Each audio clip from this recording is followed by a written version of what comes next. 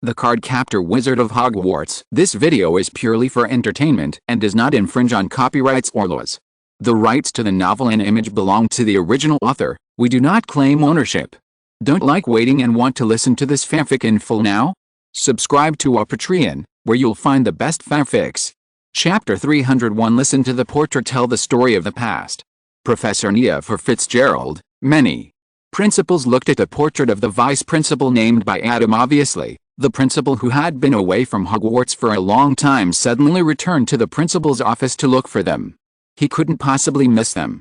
Something important must have happened, and now that he mentioned ancient magic and suddenly focused on a specific principle, there must be his reasons. So, Nifer, what happened, Professor? Fitzgerald's headmaster when he was a student at Hogwarts couldn't help but ask, ancient magic. Before I explain, can you ask Professor Reed to tell me where you learned about the existence of ancient magic, Professor? Fitzgerald did not answer directly, but looked at Adam curiously. There are very few wizards who have the talent to touch this ancient and powerful power. Even when ancient magic was at its most prosperous, there were no more than 10 wizards in the UK who could use this power. In modern times, there are only a few wizards with such talent.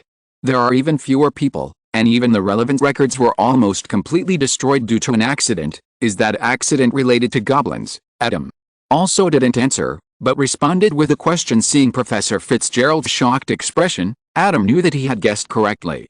Professor Fitzgerald might have been the witness to that incident, so Adam began to talk about how he learned about the existence of ancient magic. Following the Death Eater trials, the Ministry of Magic made a complaint to Gringotts regarding the fines imposed on the Death Eaters. From the Ministry of Magic's notice to Gringotts to the resistance of Gringotts and the Ministry of Magic's attack on Gringotts, to Adam searching the memories of the goblins because of their strange weapons, Adam explained it in great detail. Professor Dumbledore frowned when he heard Adam searching the memories of the goblins, but he regained his composure after thinking about what the goblins had done, and when they heard the part at the end about the huge ancient magical energy under Hogwarts, all the principals couldn't sit still. WTF? Is there a big bomb underneath Hogwarts?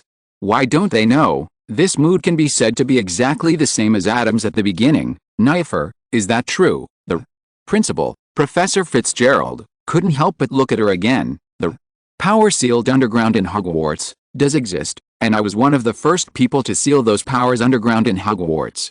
I was already the principal of Hogwarts at that time, Professor.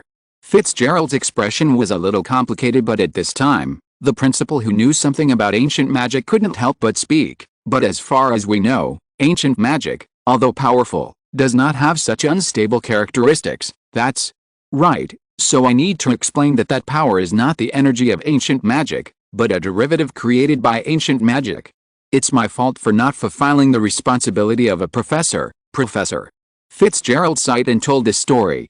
The little girl named Isadora Morgana was discovered by them to have the talent of ancient magic. However, as she grew up, she became more and more extreme and eventually became a wrong path. After Professor Fitzgerald finished speaking, the principals fell silent one by one. The principals of Hogwarts, except Professor Black, have always been responsible for teaching and educating people, and they cannot allow such good talents to go astray. Story, but, in this story, the role of goblins seems a bit too low. At this moment, Adam spoke. Did the goblin just create a container for that power and not know the specific situation? In my impression, there seems to be a goblin named Landlock who even dug through Hogwarts for the power underground. Underground in what, principals? Indeed, it was true, but that was after my death. At that time, the 4 deans and I had left portraits and some preparation measures to prevent those powers from being discovered by others, Professor. Fitzgerald said quietly. Later, the Landlock you mentioned found clues through the notes of the original goblin craftsman, and became coveted for that power. We guided a former Hogwarts student to protect the power underneath, and the seal was updated. If you think about it carefully, it seems like it was 100 years ago, right? 100 years ago? Finally, there was an exact point in time. Everyone recalled in their hearts that the principal of Hogwarts at that time was Professor Black. Adam looked at Professor Black, who was still frowning and cracking his fingers. The smart principals also noticed Adam's actions, and they copied the answers directly and looked at Professor Black during his tenure. Such a big thing happened in Hogwarts. Judging from the other party's behavior just now, the other party seems to have no idea about this. Professor Black was the quickest to think that the principal at that time was him. After being stunned for a moment, his face darkened. Impossible. What kind of goblin? What kind of underground energy? When I was in power? Wait, Landlock, Professor. Black scratched his white beard and whispered, I do seem to have an impression of this name. At that time, there were rumors that the goblins were trying to start a rebellion, and the leader seemed to be Landlock? But the rumors disappeared not long after. I thought it was another gimmick compiled by the Daily Prophet. Hearing this, everyone's eyes became more subtle. What are you looking at? I didn't really like this profession back then, so it's normal even if there are some omissions, right? Facing the strange looks of many colleagues, Professor Black said angrily, this is not an ordinary omission, Phineas. The only person who can call Professor Black that way is his school principal. But then Professor Fitzgerald spoke up to help this unlucky colleague and Junior, this can't actually be blamed on Professor Black. After all, the situation was urgent at the time, and I asked the student to keep it secret. By the way, Professor Fitzgerald, I wonder if you are still in contact with that student now. Adam looked at Professor Fitzgerald's portrait curiously, calculating the time. The other party's age seems to be a few years different from Professor Dumbledore. Since the other party is a strong man who can master ancient magic, his lifespan should not be shorter than Professor Dumbledore. You know, ancient magic can even do such abstract things as extracting and storing negative emotions. In other words, the other party is probably still alive now. This, Professor Fitzgerald showed some embarrassment on his face. When we left behind to open the underground road for that student, the mission was completely over. After all, we only left a few portraits, which could not help him in the battle against Landlock, so I haven't seen him since then. Is that so? Adam felt a little regretful. If he could contact the other party, Hogwarts would have another powerful general. According to the information currently known, the other party seems to be a genius and strong man who is not inferior to Professor Dumbledore and others, eh? Wait, Professor Dumbledore? Adam's eyes lit up. There are many Dumbledores in Hogwarts now. Since the other party cannot be contacted now, it is better. Chapter 302 Ancient Magic, eh? As soon as he thought about it, Adam's heart suddenly moved. Ancient magic, judging from the information given by Professor Fitzgerald, this power is far superior to the magic used by wizards. It is a power that is more spiritual than ordinary magic. Looking at the effect, it is more metaphysical than magic. Adam thinks it is okay to call wizards who are qualified to practice ancient magic as wizards. Among wizards, in addition to the Hogwarts student who had solved Landlock, the Isadora who went astray in Fitzgerald's mouth, Adam was also a little interested in his opinion. There is not much difference between Isadora and Tom. The so-called going astray, the deviation or lack of acquired guidance, accounts for a large proportion. She just wanted her father to be freed from pain, and it was not a sudden idea, but had always been there. As a result, the professors who took her away and taught her did not pay attention to it, nor did they guide her in the right direction. He only knows how to teach her ancient magic. As a result, people have worked out a way on their own, but the professors just said that it was wrong to do so, and didn't mention a word about how to do it right. It's crazy that people will listen to you. As for Isadora's death in the end under a death curse cast by Dean Slytherin, that would be even more bizarre. Someone who could study ancient magic to this extent would unexpectedly die under a death curse? To say this is as ridiculous as if Voldemort accidentally shot Professor Dumbledore, a killing curse on the road, and then killed Professor Dumbledore. This is also a good seedling. Adam Teach and Educate Reed said that he could not see such good talents being destroyed by Western education. Hogwarts is now short of such talents. With this idea in mind, Adam had an in-depth exchange with Professor Fitzgerald and determined many things about that year. Then he couldn't help but sigh. This senior is truly amazing. He entered school halfway and had never learned magic before. He was able to grow to the point where he could single-handedly suppress the Goblin Rebellion in just 1 year. Moreover, those goblins also had the kind of weapons that Adam had seen. This was surprising. The wizarding world also belongs to the level of fairy tales. At the same time, you can also see from the side how powerful ancient magic is. After listening to the other party's story, Adam also learned the reason why there was such a god in Hogwarts, but he had never heard of it before. The other party was also a badger, as a badger with a passerby aura. The only person Adam has known over the years who is extremely well known is Professor Scamander.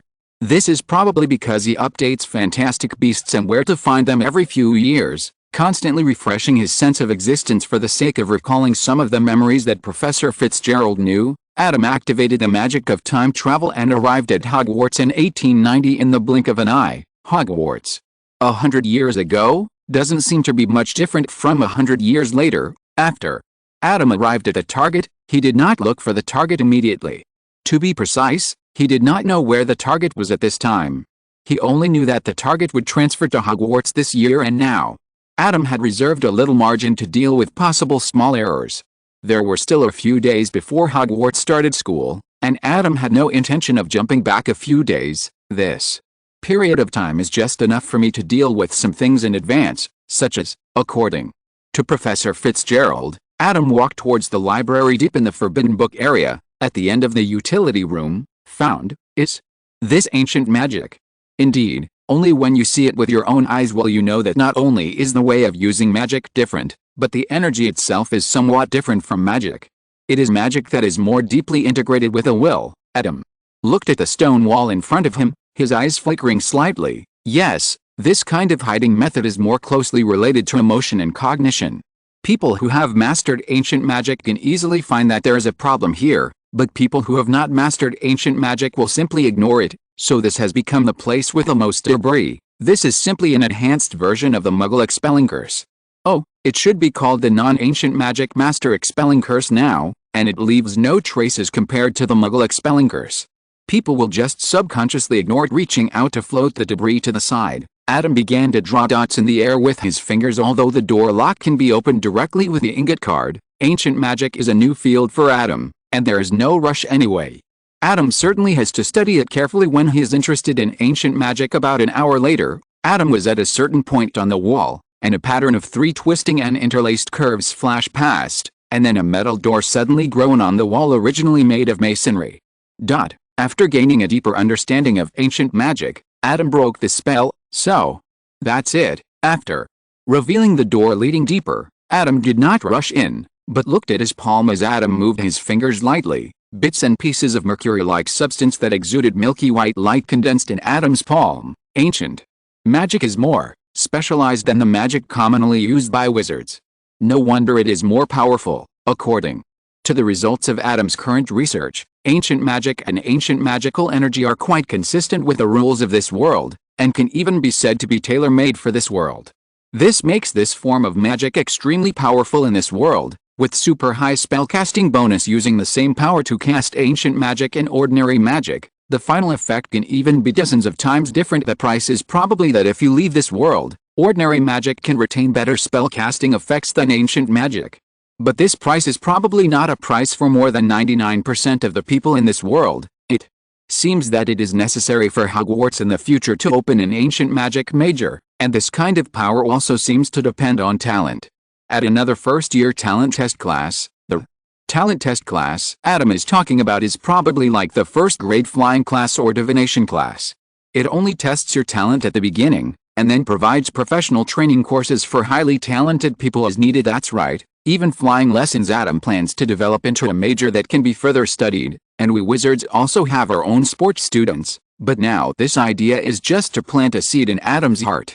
The most important thing at the moment is to take a look at the bomb under Hogwarts. According to Professor Fitzgerald, she actually did not know the situation underground at Hogwarts in the end. She just guessed that the underground power had been resealed from the fact that Hogwarts was safe and sound, thinking that the old goblin only listened to the experiences of his predecessors and speculated that there was ancient magical energy under Hogwarts. Adam had a bold idea. If I dispose of the bomb in this era, it seems like nothing will change in the future. Chapter 303. Everyone in the world knows that beauty is beauty, and this is evil.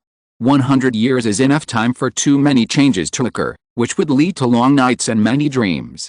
It would be more worry-free to resolve them directly. 100 years ago, it can be said that it was for this reason that Adam did not go down to check those energies in his time, but went back 100 years ago after arriving at the secret map room with the huge portrait mentioned by Fitzgerald. In order to prevent alarming the professors who were not on the frame now, Adam did not unlock the ancient magic seal here, but directly used the draw card to pass through the ground to arrive into the cave directly below. Following the traces of ancient magical energy, Adam found the energy sealed in the fairy mithril, the negative emotional energy extracted by ancient magic. Negative Emotions can be directly converted into energy.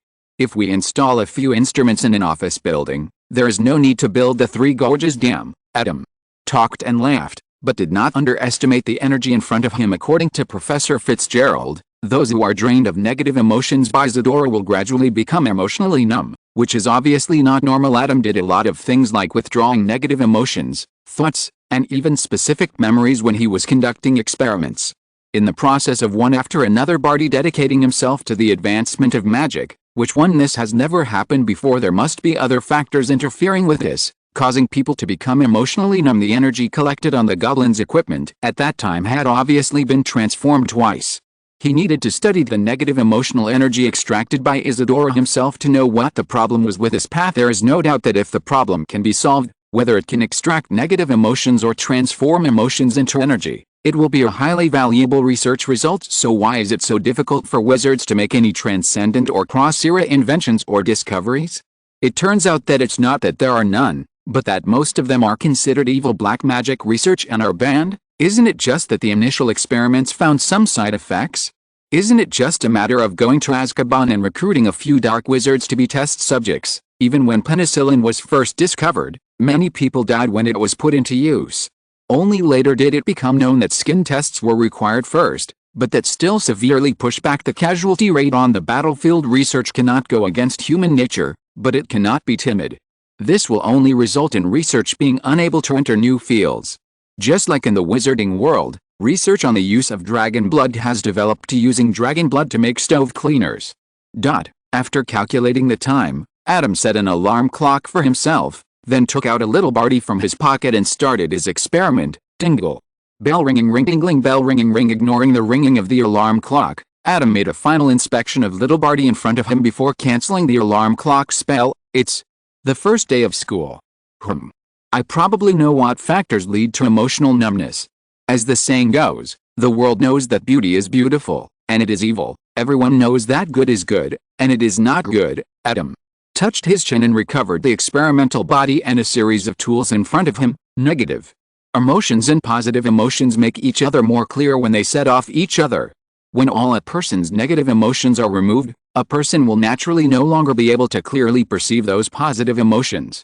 In the end, that person will becomes a living dead who cannot distinguish between joy and sorrow, and has no joy or sorrow. The cause of the emotional numbness was found, but the solution gave Adam a headache from his point of view. This problem is easy to solve. Just grasp this degree and extract only the specific negative emotions that he wants to get rid of, just like what he did before. But this method is not universal. What is the value of research results that only he can use? Adam is interested in this research project because he wants to advance the wizard's own technology tree. Even ancient magic is a niche branch among wizards. As for him, if he had this need, there would be no need for ancient magic at all. So, it is true that people with ancient magic talents need to join in the research. My situation is just an isolated case. Adam already has a clue.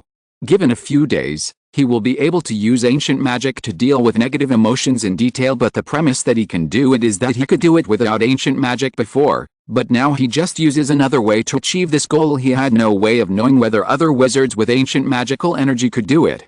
Maybe they could master it through practice and experimentation, maybe not. It just so happens that school has just started, and there is still some time before the freshman dinner. Adam's figure disappeared from the spot, leaving only one sentence in the cave that slowly spread: "Go and abduct Isadora first. Oh no, please come." When Adam appeared again, there was already a witch who looked about the same age as him.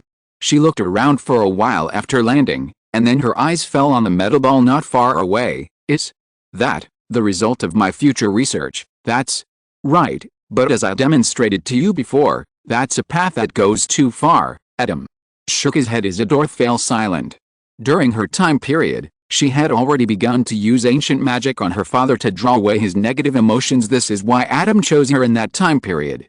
At that time, Isadora had already found that path, but it was not yet irreversible in that time period. Isadora's father had not been completely freed of all negative emotions, so that he became an emotionally indifferent living dead. If it was Isadora in the time period when her father had been turned into a living dead, perhaps her ancient magic attainments would be stronger than the Isadora that Adam kidnapped now. But everything she had done and could not be undone would make Isadora unconsciously unwilling to accept the possibility that she had taken the wrong path. Too much is as bad as too little. Isadora actually couldn't understand it well before, but Adam gave her an example with a painting, comparing a person's emotional world to a black and white painting. Black is negative emotions, white is positive emotions, so if all black is removed, Isadora looked at the white drawing paper that was still a pure white piece of paper no matter what shape the white representing positive emotions formed, and then she understood what Adam meant after staring at the metal ball for a while. Isadora shook her head. Let's go, we have a new companion, right, huh? Adam was a little surprised. I thought you would be eager to get into the research first. We have plenty of time. Isadora really wanted her father to recover sooner, but Adam, who could travel to the past and future at any time, made her unnecessary to act so urgently. Whenever she finished her research, she could go back to the time she left. Besides, haste makes waste, right? She started using ancient magic on her father without sufficient testing, and it was also driven by this sense of urgency that she did so. Now it turns out that the effect achieved was not satisfactory. Adam smiled slightly when he heard this. I'm glad you grasped the core points of the research so quickly. If you're listening to this novel on a channel other than Fanfic World, it means they downloaded and uploaded it without effort. We cordially invite you to visit our channel, Mundo Fanfic Novelists. There you'll find the original version of this story and you can explore many other novels of various genres. We're waiting for you to immerse yourself in a world of incredible novels. Chapter 304. The true identity of the transfer student is. Sitting in the corner of the auditorium, watching the freshmen put on the sorting hat and be assigned to their respective colleges, a question mark appeared on Adam's head. Isadora beside him couldn't help but look at him in confusion. Maybe he was late because of some accident. Adam was shaken for a moment, but he was sure that the time was correct, so there was only one possibility left. The other party encountered some accidents on the way to Hogwarts, resulting in failure to arrive on time. Adam couldn't help but become more interested in the story of the transfer student. After all, this opening was two protagonists, and Harry Potter called him an expert. Maybe he can read a legendary story after a year of silent observation. I don't know if you will come to Hogwarts in a flying Ford car. By the way, are there Ford cars in this era? The transfer student didn't show up until the end of the sorting. Professor Black went on stage to start his speech.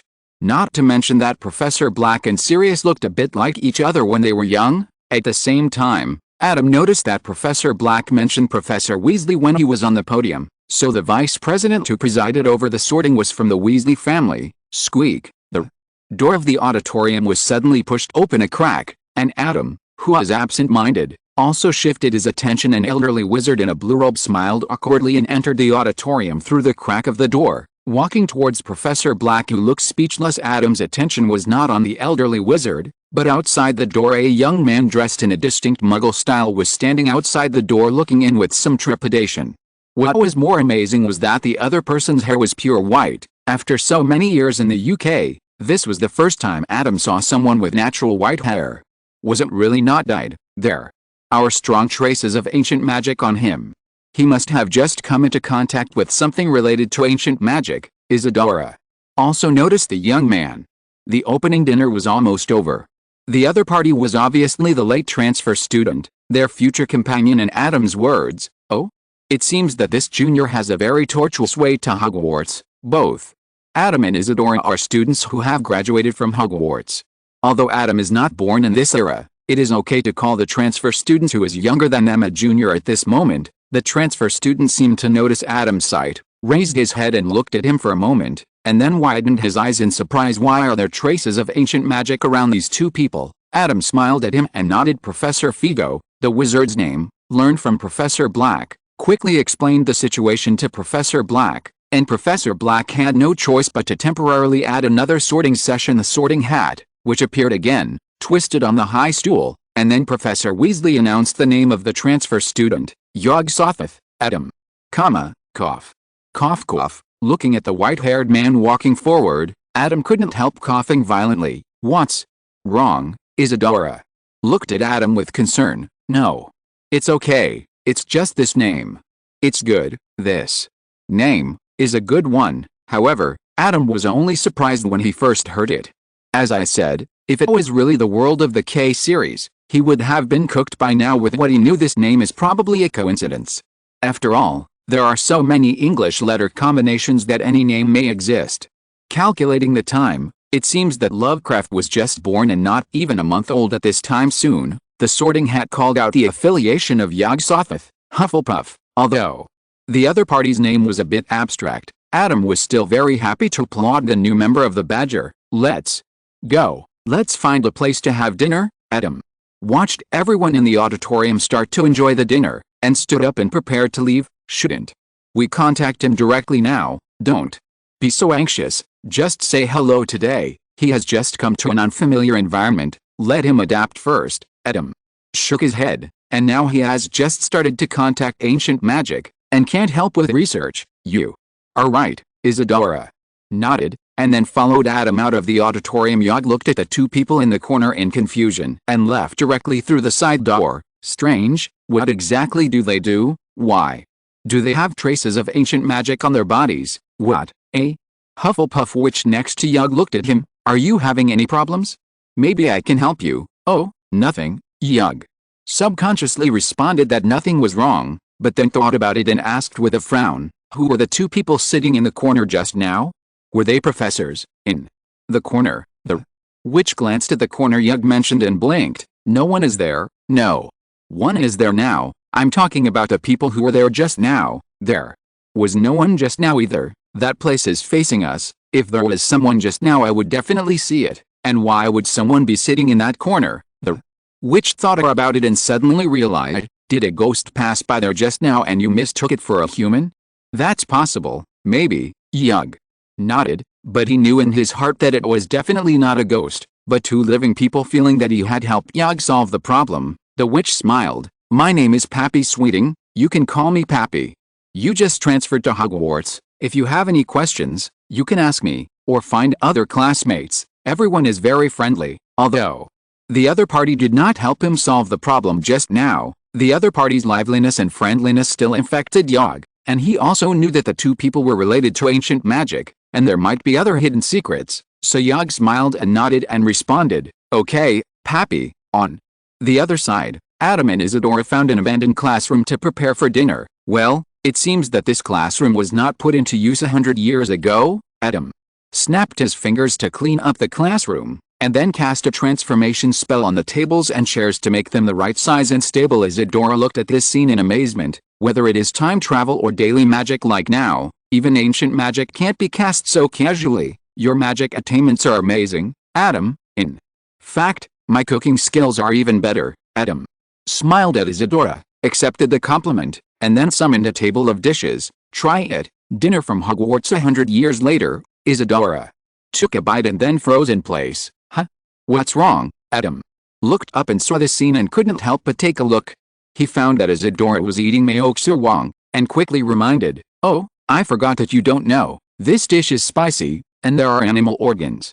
If you can't eat it, spit it out and rinse your mouth. No need. Isadora looked at the red plate of Myeoxu, her eyes shining. Myeoxu, Wang? I like this dish. Chapter 305, Transfer Student Cedric and Number 039, S ability to make friends. After transferring the negative emotional energy from the underground of Hogwarts to other places, Adam and Isadora live a life of studying ancient magic and occasionally checking on Yog's progress or going out for a walk. Their current plan is to wait until the other party can initially master the use of ancient magic before recruiting them. In fact, I think we can definitely find more people to study together. Pulling out the negative emotions of a poacher of this era, Isadora sat down to take a break and casually said to Adam, since Adam you can travel through time, why not find the four founders together? Or other powerful wizards, such as Merlin or something. Well, what you said makes sense, but it's a pity that it doesn't work. Adam spread his hands. I've thought about the people you mentioned, but how should I say, they all have their own personalities. If I find them, I'm afraid they won't join our research, but would rather study their own things. Isadora nodded thoughtfully in understanding. In fact, the main reason why Adam did not abduct those wizards was that their identities were too special. Whether it is the four founders or Merlin, their status in the British wizarding world is too high. Taking them to Hogwarts too early may lead to something that is not conducive to unity, especially Slytherin, a pure-blood fanatic, He is not like Voldemort who only talks but does not practice. That is to say, the Death Eaters are basically in prison now, otherwise they would be able to form a pure blood team in minutes if they were released anyway. They won't run away in that part of the past, and it won't be too late to abduct them when Adam's influence on the British wizarding world has truly penetrated into all aspects, including people's hearts at this moment. The fluctuation of ancient magical energy attracted the attention of Adam and Isadora. That's it.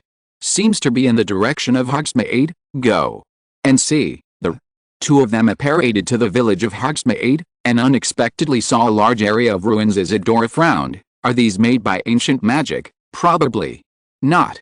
After all, there is no ancient magic energy left in these ruins. Adam came to the location where the energy residue was relatively concentrated and raised his hand to trace the shadow of the past. Both Adam and Isadora fell silent when they saw the giant monster in armor who was running rampant in the light and shadow, exploded into ashes flying in the sky after receiving a beam of energy from Yog. Adam hesitated and said, "Is that ancient magic too? If ancient magic was so powerful, how could those professors defeat Isadora?" "I don't know." Isadora also hesitated. "My research on ancient magic is basically about how to alleviate my father's pain, but it seems that that power is indeed ancient magic." Adam nodded, recalling in his mind the equipment on the giant monster in the light and shadow just now. It looked a bit similar to the equipment used by the elderly goblins. Boom. At this moment, the gravel and bricks in front of the two people suddenly moved, and then flew into the distance under the pull of a burst of force. "Oh, it's restored as before." Adam nodded. This magic is indeed very effective when the destroyed thing is not a magic prop, nor was it destroyed by black magic, and the remains of the destroyed thing are relatively intact. The wreckage in front of them came from a clothing store, Fangile Wizard clothing store, which Adam was still familiar with, and was still there 100 years later. Unfortunately, it was bought by Adam later. Speaking of which, I have never visited Hogsmeade 100 years ago. Adam touched his chin. But then he thought that the situation of wizards would probably not be much different between Hogsmeade 100 years ago and 100 years from now. Ah, it's you. With Adam's ability to distinguish normal emotions around him, he can clearly tell that the other person is pointing at him. Looking up, Adam saw Yug, who had a head of conspicuous white hair, running towards him excitedly. "Who are you? I saw you during the sorting ceremony that day." "You?" Yug looked around and whispered, "You are also involved in ancient magic, right, Adam?" And Isadora looked at each other, and then Adam nodded. "Yes, we are scholars related to ancient magic research." Isadora smiled at Yug and said, "That day we discovered that you seemed to have this talent as well, and it wasn't until today that we finally confirmed it." "I knew it." Yug clapped his hands excitedly. "I encountered a lot of things related to ancient magic during this period. First I was attacked by a giant dragon, and then I was chased by goblins. During this period of time, he had encountered too many things. He had countless questions in his mind that he wanted to find someone to ask, but he had nowhere to tell him. The only other insider besides him, Professor Figo, didn't know anything. He was also told to keep it a secret and not tell anyone. Now that I have finally found two people who are related to ancient magic, and they are people from Hogwarts that I can trust." Yug even has a tendency to stop talking. "Wait a minute, this is not the place to talk." Adam realized that there were wizards around who had noticed them, so he interrupted him helplessly. "Let's find a place. Is there a Three Broomsticks pub at this time?" Adam said the second half of his sentence while looking at Isadora. "I did at that time, but now." Isadora shrugged her shoulders. She has been busy recently and has no time to go out and drink. Have Yug took the initiative to speak. But I made an appointment with my classmates to meet at the Three Broomsticks bar." "It doesn't matter. There's no need for ancient magic." "Well, we still need to keep it a secret." Before he finished speaking, Adam felt that he could no longer suppress the time deviation. Originally, Yog left very few traces in the future, and almost no one remembered him. At least Adam did not meet anyone who mentioned him. Therefore, Adam can now meet Yog directly instead of bringing in Yog from the parallel world. This is a little bit the time deviation Adam can completely suppress by his own strength, but if ancient magic is made known to everyone, the time deviation caused by the huge difference from the future cannot be solved so easily. It's not a big problem. Let's go there first. If necessary, I will delete the other person's memory of ancient magic." Adam said and led the two of them towards the Three Broomsticks bar. By the way, you just transferred to Hogwarts and you made friends so quickly? Are they your roommates? Generally speaking, this kind of rapid friendship only happens to freshmen. Everyone is new here and naturally has the conditions to make friends. It is difficult for transfer students to quickly integrate into the new environment. I can only say that he is worthy of being a Hufflepuff. His ability to make friends is pretty good. Oh, no, he's a friend I met in class. He's a Slytherin student. Slytherin, Adam couldn't help but glance at Yug in surprise. Not only can he make friends quickly, he can even be a Slytherin. You can't tell, but his ability to make friends is Cedric level? Chapter 306, A Man Remains Young Until His Death. After being shot by the indiscriminate owner of the Three Broomsticks bar, the three of them finally sat down at the Three Broomsticks bar. Okay, let me introduce myself first. Adam moved his fingers lightly, and the surrounding area was suddenly enveloped by a soundproof magic barrier. My name is Adam Reed, and this is Isadora Morgana. My name is Yog Sothoth. Hearing this full name again, Adam still couldn't hold himself back for a while, so he said, I see that you have a lot of questions just now. You can tell them. We will try our best to answer them for you, okay? Before I, finally, able to speak, Yug immediately told about his thrilling journey to Hogwarts. In addition to the troll just now, the armor on that giant monster exudes the same light as the fire dragon's collar and the goblin's armor that I saw before. Adam and Isadora looked at each other and nodded. Through the analysis of the information they received from Professor Fitzgerald, they already roughly know the reason why goblins have that kind of negative emotional energy. It is probably because Isadora's hands and feet were not clean enough when she asked the goblins to build a container to store energy. So from the current point of view, among the goblins, the one who got the relics of the original goblin is really landlocked. Looking at Yug, Adam and Isadora also shared with Yug some of the information they currently know about the negative emotional energy controlled by goblins. Although it is only part of this story, it is basically just some details that I have not shared. After all, those things are not the focus now, etc. After Yug listened, he discovered a wonderful place. You just said that these energies were originally created by Isadora Morgana. Yug's expression was a little confused. If he remembered correctly, the lady in front of him seemed to be called, yes, Isadora Morgana. I am her, but she is not me. Isadora thought for a while, this matter is a bit complicated. Do you believe in time travel? 10 minutes later, Yug drank the remaining butterbeer in one gulp, and then sat in a trance for a while. Sure enough, everyone's first reaction when they learned about this kind of thing was that they still didn't believe it or couldn't accept it. Isadora shook her head at Adam. That's not necessarily the case. Adam raised his eyebrows. He could see what people were thinking.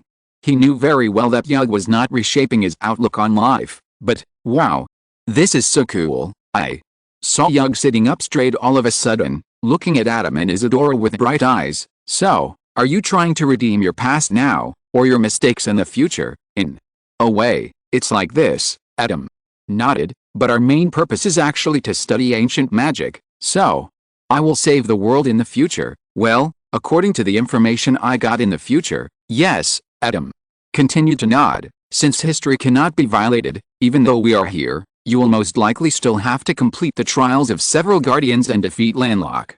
I'm afraid we won't be able to complete this for you. No, it's not necessary at all. Yug's expression looked a little excited. Chapter 307 Undercurrent. Let's go. Zophilius faced with the deterrent power of the wizards standing together in the Three Broomsticks. Rookwood was about to turn around and leave, but found a man walking towards him through the crowd. Rookwood suddenly felt angry. He was indeed a little anxious this time. He only brought one person with him, so he could only retreat temporarily in the face of the situation in the Three Broomsticks. But if someone thought he was easy to bully, then they made a wrong calculation. Bang, bang. In the shocked eyes of Yug and others, Adam stretched out his hand and summoned a golden weapon taller than a person. As two golden afterimages flashed by, Rookwood and his followers fell directly to the ground. Although there is a coma spell, it is still more convenient to swing the wand directly. No wonder a guy who is a grandmaster prefers to use a sword. Cryfinder's relic is also a sword. While sighing, Adam glanced at the two people's dirty clothes, cast a silent and wandless zombie floating and brought the two back to the seat. Let's find a place to interrogate them properly. As he said, Adam touched his pocket. Oh, I was in a hurry to go out and forgot to bring the truth serum. Did you bring it? Although Anubis's scales and scales can judge the truth or falsehood of the answer, it is only effective for questions with a certain range of answers. It is more convenient to interrogate things that are completely unknown. As for the operation of searching memory, it is really too tiring and troublesome. Adam, who has been tortured by the old goblin once, thinks it is easier to use the truth serum directly. Anyway, it doesn't matter if this kind of human rape wizard becomes dementia. Hearing Adam's words, everyone shook their heads with strange expressions. Whose good people bring truth serum when they go out? However, if Adam knocked Rookwood out and took him away like this, would it really not cause a commotion? Yug couldn't help but look up and look around, but found that everyone had returned to their respective positions, as if they had not seen anything Adam had done, and even forgot that Rookwood had been here. It's better not to let too many people know about my affairs, otherwise there might be some trouble. Yug turned his head and found that Adam smiled at him as if he could see what he was thinking directly, and then looked at Sebastian. Wait, I'll keep it a secret. Before Yug could speak, Sebastian made a very timely gesture to close his mouth. Please don't use oblivion on me. Oblivion is a bit too rough, and it can easily cause people's memory to decline. This is a more delicate operation. But okay, I'll trust you for the time being. Adam looked at Sebastian and then at Yug, and said, huh? Thank you, I'll keep my mouth shut. Sebastian breathed a sigh of relief. Adam looked at him and blinked. He just took a quick look at the associative memories that came to the minds of the two when they thought of each other, so he roughly saw the process of the two getting to know each other.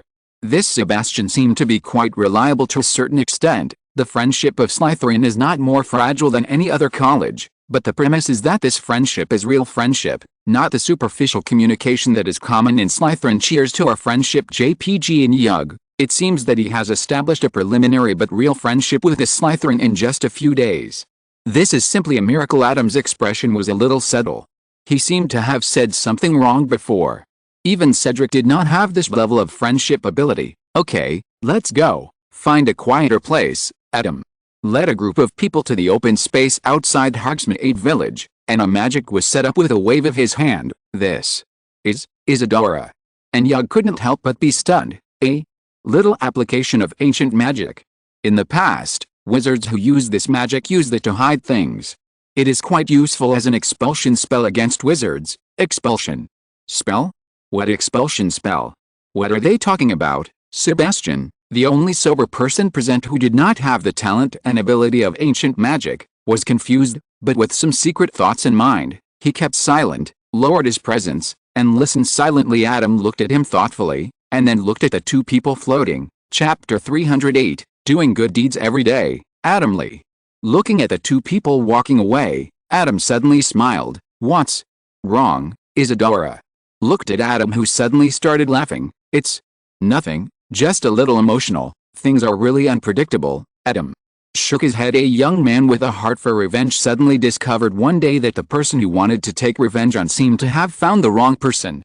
At the same time, he saw the real enemy right in front of him, but he could not express it immediately because he had a more important purpose in his heart come out. When he mentioned Rookwood and Landlock, the hatred that suddenly flashed in Sebastian's heart caught Adam's attention. After all, among so many emotions, the ones he was most familiar with were love and hate. After all, he was the one who knew about his existence in this era. Adam couldn't help but pay more attention to Sebastian. If necessary, he would still erase things about himself from the other person's memory, so Adam followed the memories that popped up in Sebastian's mind from time to time and learned a lot about this guy. When I was a child, my parents died of carbon monoxide poisoning during research. The village where they lived was attacked by goblins, and my sister was also affected by black magic at this time. After searching for a way to cure his sister to no avail, Sebastian even embarked on the path of studying black magic. After all the experiences along the way, it should be said that everyone is the protagonist of their own life.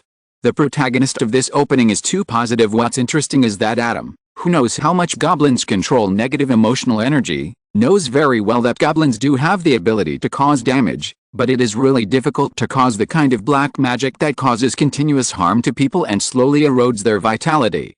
It's hard for the goblins. According to Adam's experience, the person who did it was more likely to be a wizard, especially a dark wizard, and there happened to be a dark wizard who had cooperated with Landlock, and he might know some information. So Adam searched through Rookwood's memory using keyword search, and to Adam's surprise, the person who did it was actually Rookwood himself. With such a coincidence, how could Adam not feel the emotion that things are impermanent and that we never meet again in life? What's more coincidental is that in order to find a possibility of saving his sister from the mysterious and powerful Adam, Sebastian followed Adam and others without any words to drive them away. Such a fate, such a coincidence.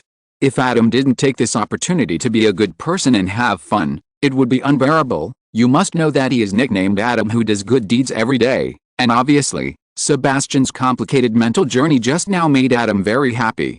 And he even couldn't help but change the topic to prevent himself from laughing on the other side. Although I don't know why Adam suddenly had such a heavy emotion that everything is impermanent, Isadora still agreed with it. Tomorrow will always bring surprises you can't imagine, or scares. Isadora couldn't help but sigh for a moment, which contained infinite regret. However, she encountered too many shocks during this period, and Isadora's mental endurance has been tempered a little.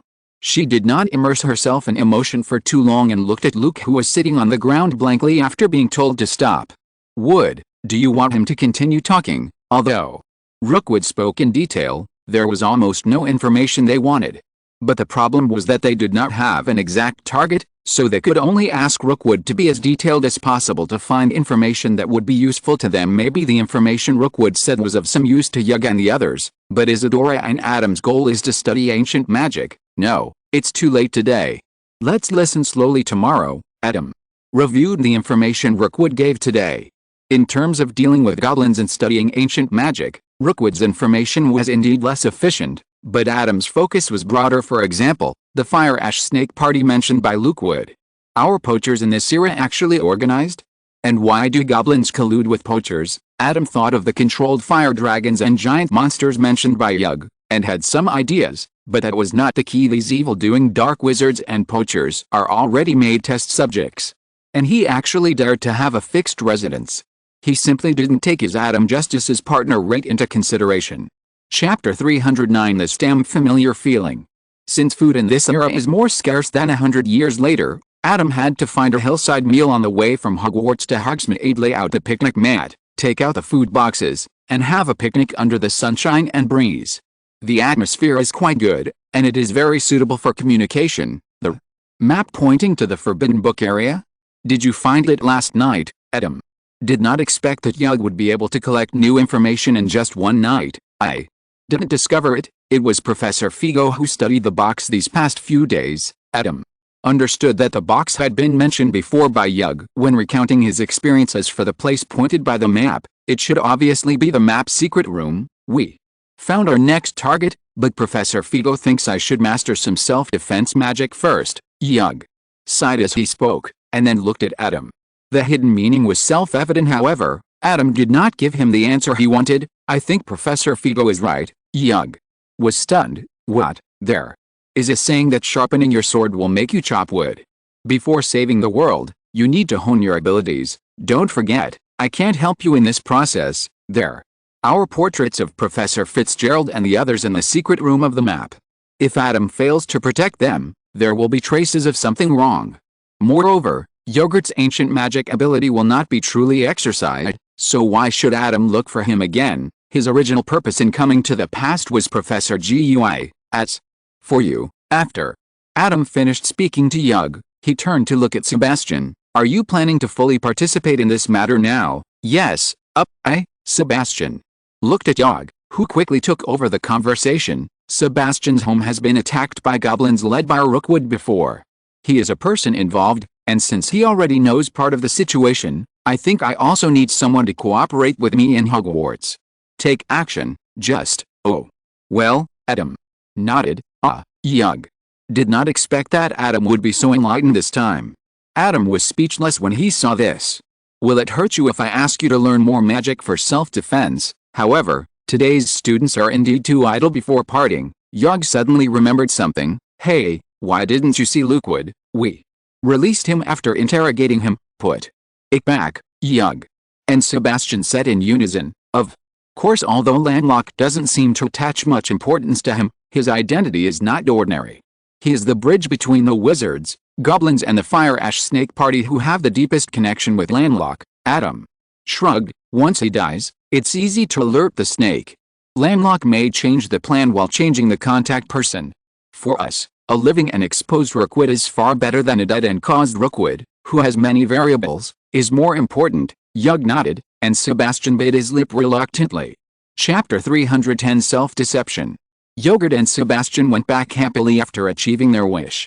Before leaving, Adam also supported them with some magical props, such as an invisibility cloak. He will be discovered even if he wanders into the forbidden area at night. He is truly the worst Hufflepuff I have ever led, Adam couldn't help but sigh. The Hufflepuff of the future has changed a lot. Isadora's expression was a little subtle.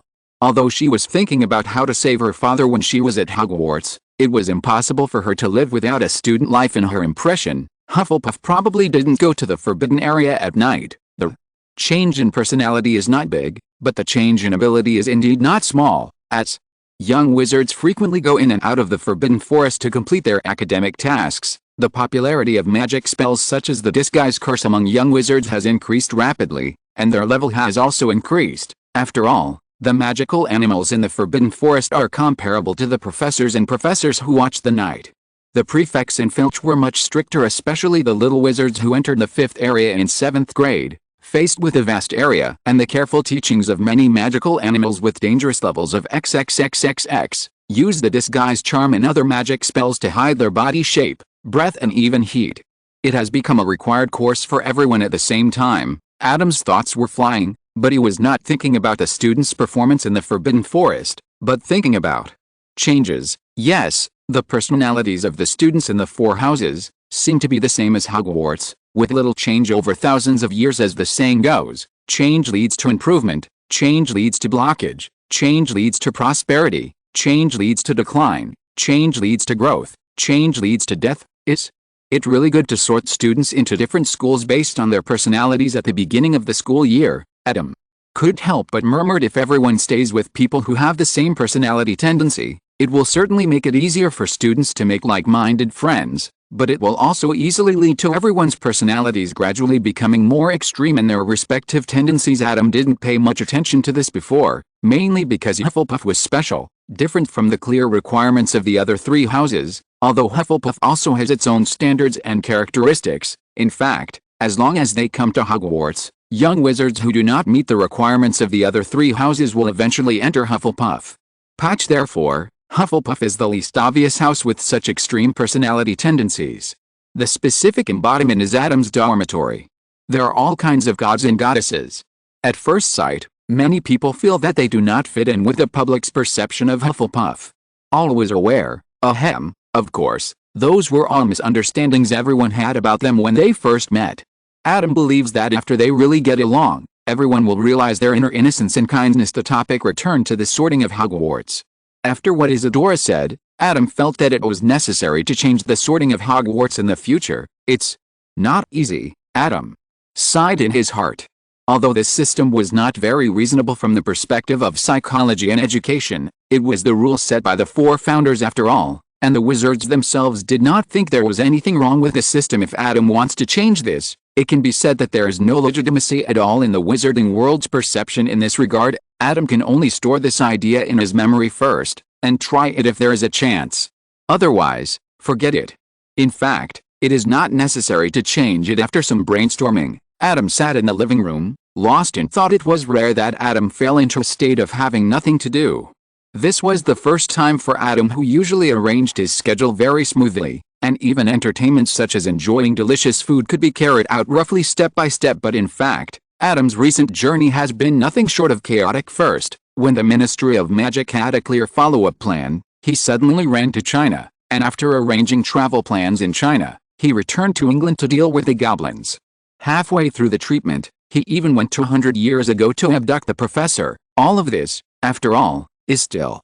If you're listening to this novel on a channel other than Fanfic World, it means they downloaded and uploaded it without effort.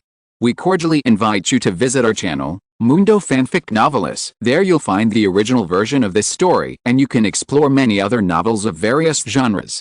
We're waiting for you to immerse yourself in a world of incredible novels. Chapter 311, The World, and number 039, delicacies are in the stalls. Adam actually did this for 2 reasons. First, people do have war for the strong, but for the strong who are stronger than they can imagine. People will only fear and reject them because the strong are the goals they look up to and pursue in their hearts, and are worthy of learning from. But the strong who are stronger than they can imagine are aliens, and people will instinctively reject aliens. This is also why Adam's fighting method is still the wizard's spell, and at best he releases a little black to clear the field if you blindly pursue lethality. Just pull a big meteorite down from space, the lethality will be much stronger than that of a little boy. And there is no nuclear radiation. The second is to prevent it before it happens. Although Isadora may not leak this news, Adam's behavior seems to be useless. But if Isadora really leaks this news, it is time for this behavior to work. Moreover, in this world, there are more ways to leak information than voluntary. Truth serum, Imperious curse. Never have too high expectations for the confidentiality of information known by a second person. Not to mention that Adam's life is infinitely long. A casual move may provide some leeway for Adam in the future when adjusting his plan, so why not? At this moment, Adam has returned to China. Sorry, there are a lot of things to do this time, which delayed me for a while and kept you waiting for a long time. In the room that the office had just prepared to release a corner of the heaven and earth formation, Adam's figure appeared out of thin air. No, this is our job. Yes, Mr. Adam, if you haven't finished your work, you can come back after you finish it. Yun Yan, who responded quickly. Oh, Adam was a little surprised. The office seemed to have known what happened after he went back this time. That's right, the office couldn't have done nothing to investigate his origins, but they would probably be very troubled by what they found. Right, let's go back a little bit in time. At the headquarters of the office, a middle-aged man wearing glasses and combing his hair back put down the report in his hand and looked at the staff in front of him. You mean, a restaurant and dessert shop owner who dropped out of magic school can freely enter and exit the ruins of the Sky Garden that makes the magic ministries of various countries helpless, and can move across continents? To be precise, he graduated early. According to the new school rules of Hogwarts, the staff spoke in a low voice, and then nodded after seeing the middle-aged man's gaze. Yes, but then the staff added, although it seems outrageous, and because the wizarding world is relatively closed, there may be errors, so we have verified many aspects before submitting this report. Tell me about it. The middle-aged man took a sip from the enamel teacup at hand. Spit. First of all, the most basic point is that the name and appearance match. The identity is a British Chinese, which is consistent with Mr. Adams' self-reported information that he is currently a Chinese, and it also satisfies Mr. Adams' motivation to be particularly friendly to the Chinese. Chapter 312, Carving a Boat in the Long River of Time to Find a Sword. At this moment, Adam sat in the back seat, looking around, not with full appreciation like before, but with a little more exploration after arriving at his hometown. As he got closer and closer to the home in his memory, he did feel a little more familiar, but not so familiar after all. His hometown was still before Adam was born in his previous life. With the development speed of China, these scenes can probably barely match his memory when he was 2 or 3 years old, but Adam was still surprised and even moved by this vague sense of familiarity. That feeling was probably similar to the office staff who suddenly tasted the taste of their hometown and storm restaurant after years of absence and burst into tears after the car turned the corner. Adam and his friends had to get off the car because the road conditions ahead were not suitable for the car to drive directly through. It's not that they can't drive through, but it will be very troublesome after entering, and it's unknown how much effort it will take to drive out again. Adam had expected this, but the two brothers of the Yun family didn't know. They just drove according to the map.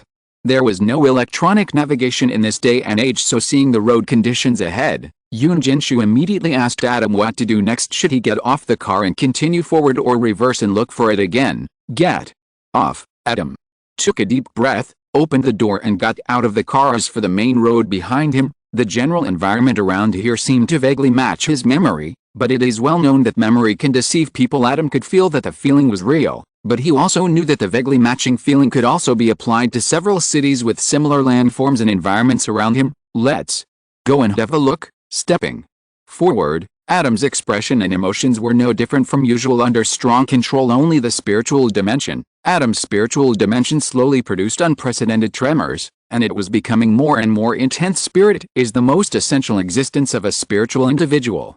In the process of anchoring one's own spirituality, apart from the preparations such as contacting and mastering spiritual power and external factors, the most important point is actually oneself. Who am I? The answer to this question is the most important point in spiritual anchoring, that is, to determine one's own spirituality. Otherwise, no matter how well the other preparations are done, If the things to be anchored cannot be thoroughly, clearly, and completely determined and understood, how can we talk about anchoring? For Adam, this process has already begun, and only the last step has been left a long time ago, in this world, in Adam's hometown in his previous life.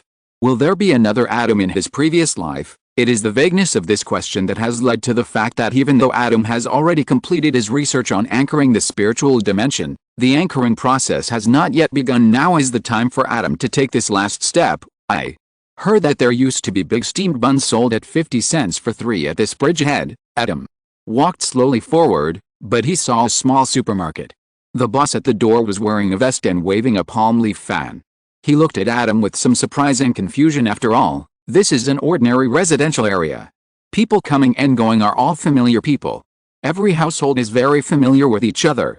Usually no outsiders come here, let alone foreigners. Adam looked away, no disappointment or other emotions in his eyes, just like when he traveled to other places before, with a little expectation in his curiosity. It was just that in the spiritual dimension, Adam, who is already very clear, was even clearer in some details. Continue forward. Vegetable stalls, pirated disc sellers, pastry shops, bicycle repair shops, hardware stores. Although there are many differences from the before mentioned by my parents in my memory, the same topography makes the bridgehead here also gather many shops and vendors, and there are residential houses in front.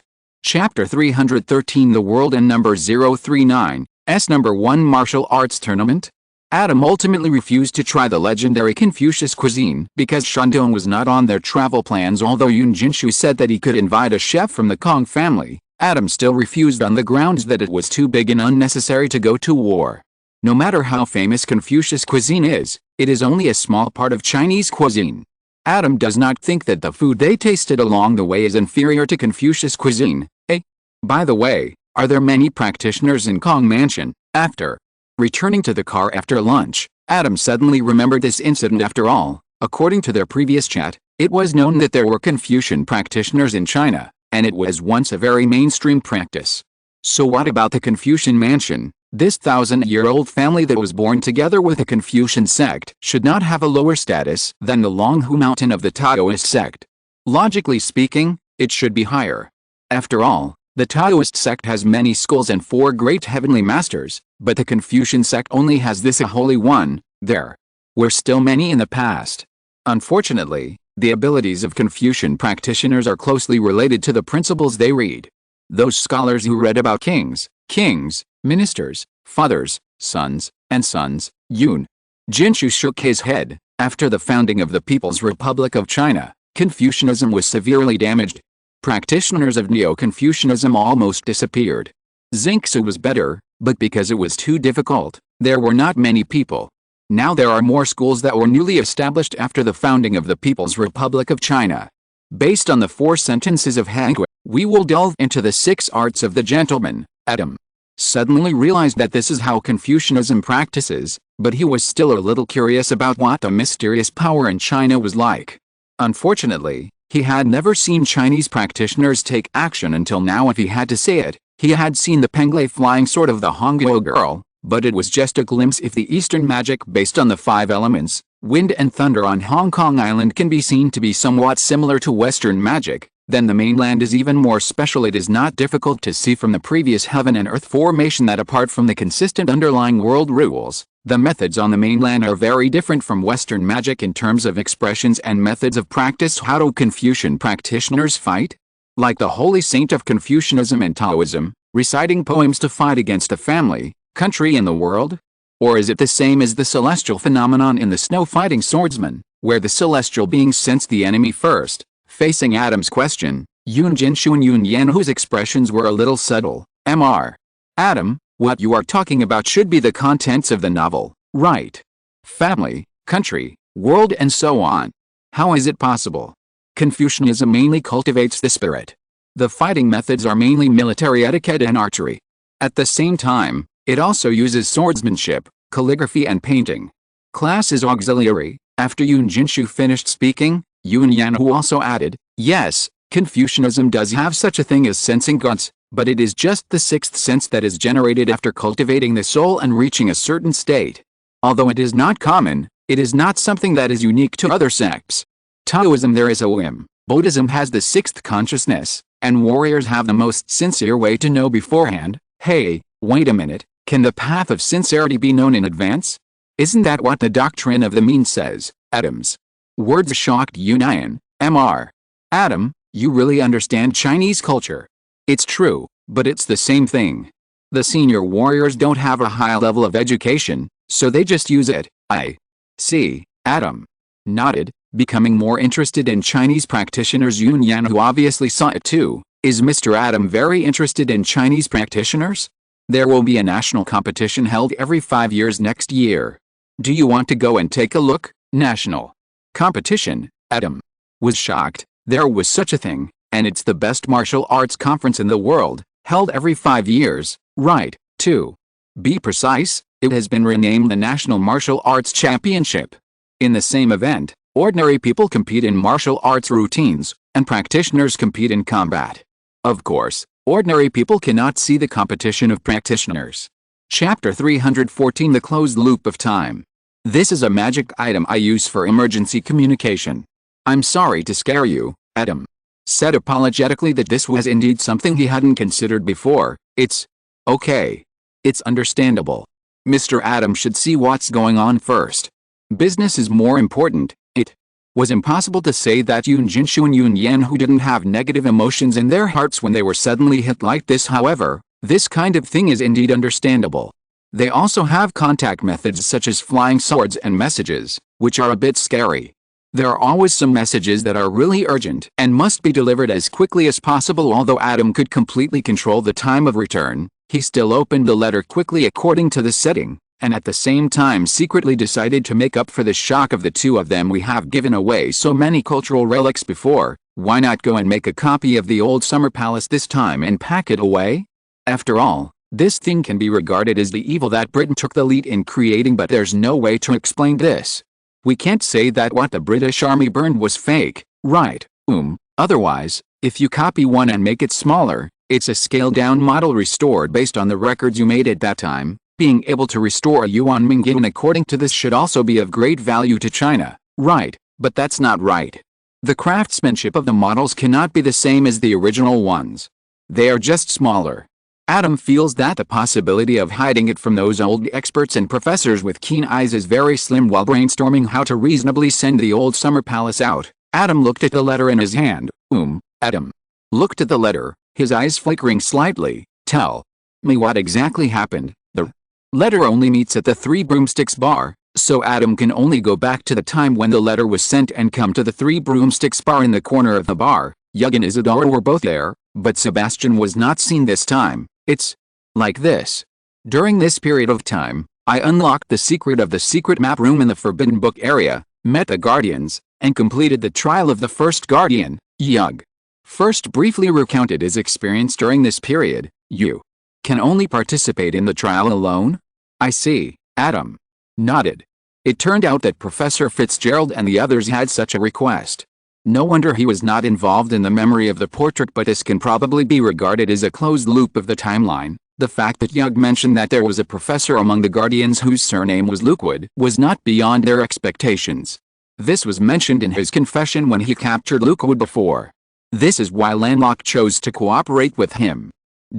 In addition, there is another point worth noting in the news that Yug said, that is, the traces of energy left after other people use ancient magic can be absorbed by people with ancient magic talents, and thereby strengthen the power of ancient magic. Isadora, it's probably because of this here that professors had actually treated her like this before, but now, they have taught this knowledge to Yug, who has just been exposed to ancient magic. Well, there may be a factor in this, that time is tight and Yug needs to grow up quickly, and it is not a simple issue of trust, but Isadora still feels a little unbalanced. Not much. Just a little. Then Yug talked about the current situation. The Guardians were very surprised that the goblins actually participated in the trial, and decided to temporarily suspend the trial and have a discussion about it. Adam nodded. Well, so, Yug looked at Adam and leaned forward. Now the goblins have begun to take action. They seem to have mastered the location of those trials. The Guardians did not listen to Professor Figo and I insisted on discussing it first, but time waits for no one. I think we should have different opinions now. Action. For example, eliminate those goblins and Landlock's men. No matter how Landlocked colludes with those dark wizards, I believe that the goblins under it are its most trusted subordinates. If those goblins can be eliminated, Landlock's power will be severely damaged. Chapter 315, Trip to Federate. Federate should be here, looking at the village ahead that matched the one on the map. Adam folded his wings and slowly landed from the air. There was no way. Although he had some understanding of the gathering places of wizards in Britain after becoming the headmaster of Hogwarts, it was 100 years ago after all. 100 years later, this area had become a place where muggles lived. Adam glanced and found Sebastian on a high platform. "Hi, I'm here." Sebastian was originally looking far away, but he didn't expect a voice to suddenly come from behind him. He turned around and breathed a sigh of relief after seeing Adam. "Huh? You are finally here. Why didn't I see you?" He had been staring at the direction of Hogwarts just now. "I concealed my figure on the way here. You know, I don't want too many people to know my existence." Sebastian nodded knowingly. It was true. The other party even wanted to erase the traces he left in other people's memories. "It's good that you are here. Do you want to see the scenery here?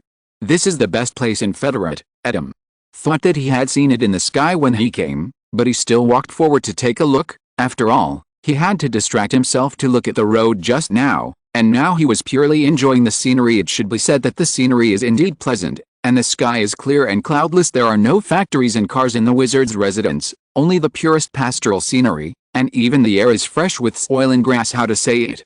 It smells like the Hufflepuff common room. Nostalgic with a little more nostalgia in his eyes, Adam said, "The natural scenery here is indeed beautiful, but it seems a bit deserted. As far as the eye can see, there are almost no people outside in the village, only a few livestock." Hearing this, Sebastian's eyes dimmed a little. Yes, Landlock's men have caused great damage here, and now they are stationed in Rookwood Castle not far away, and everyone is panicking, but Sebastian soon adjusted his mood.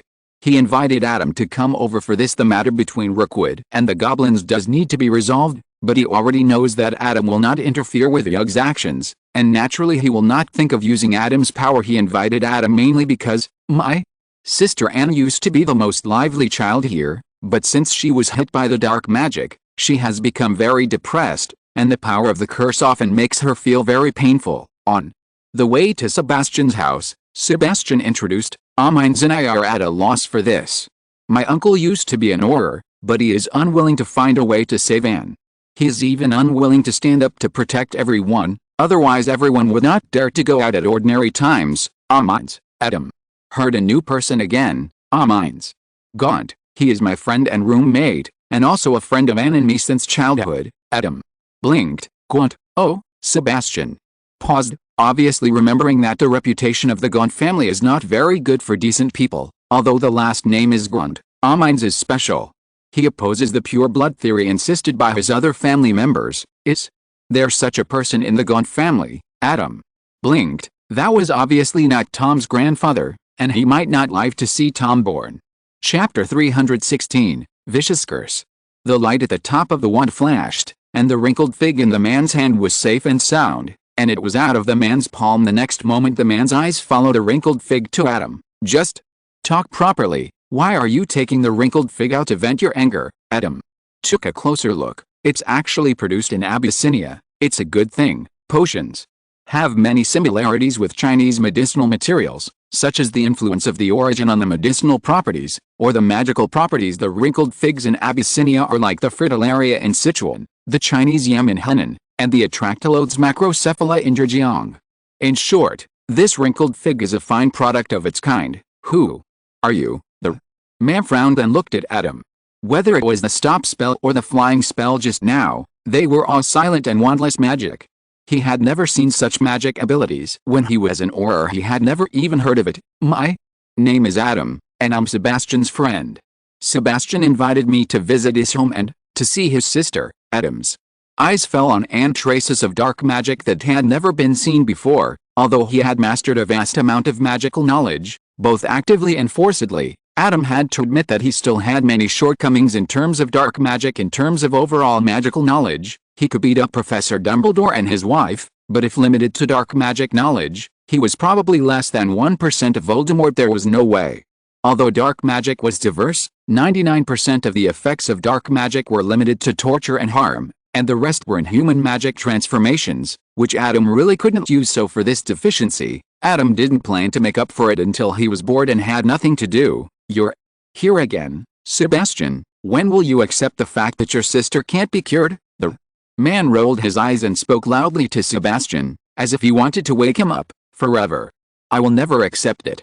You don't even want to try, so why can you conclude that Annie suddenly covered her hard and wailed, interrupting Sebastian's words. Annie, Sebastian quickly supported her. Look at what you have done. The man glared at Sebastian. Adam looked at the black magic energy that suddenly began to churn and touched his chin. So that's it. Is it related to emotions? It will break out when stimulated. This is a continuous curse, he said. Adam pushed Sebastian away and walked to Annie, and stuffed the shrunken fig into Sebastian's arms. Take it, you can use it to make a shrinking potion. What are you doing? The man supported Annie's shoulders and frowned at Adam, then saw Adam reaching out to Annie and hurriedly stopped him. Adam's hand stopped more than 10 centimeters away from Annie, stretched out his index finger and thumb and pinched, and a red magic energy was immediately captured and imprisoned between his index finger and thumb. As the magic energy was captured, Anne's wailing stopped immediately, leaving only the exhausted panting sound after her physical strength was greatly consumed. Sebastian and the man looked at this scene and couldn't help but be stunned. What is that? Sebastian said blankly. The curse in Anne's body. Adam's eyes flickered. In his eyes, the basic world rules that constituted this curse were constantly analyzed, and the effects caused by such an arrangement were constantly being deduced. Merlin, the man looked at Anne, who had calmed down, his face full of disbelief. Annie, are you feeling okay now? Chapter 317, Exploring Treatment Options.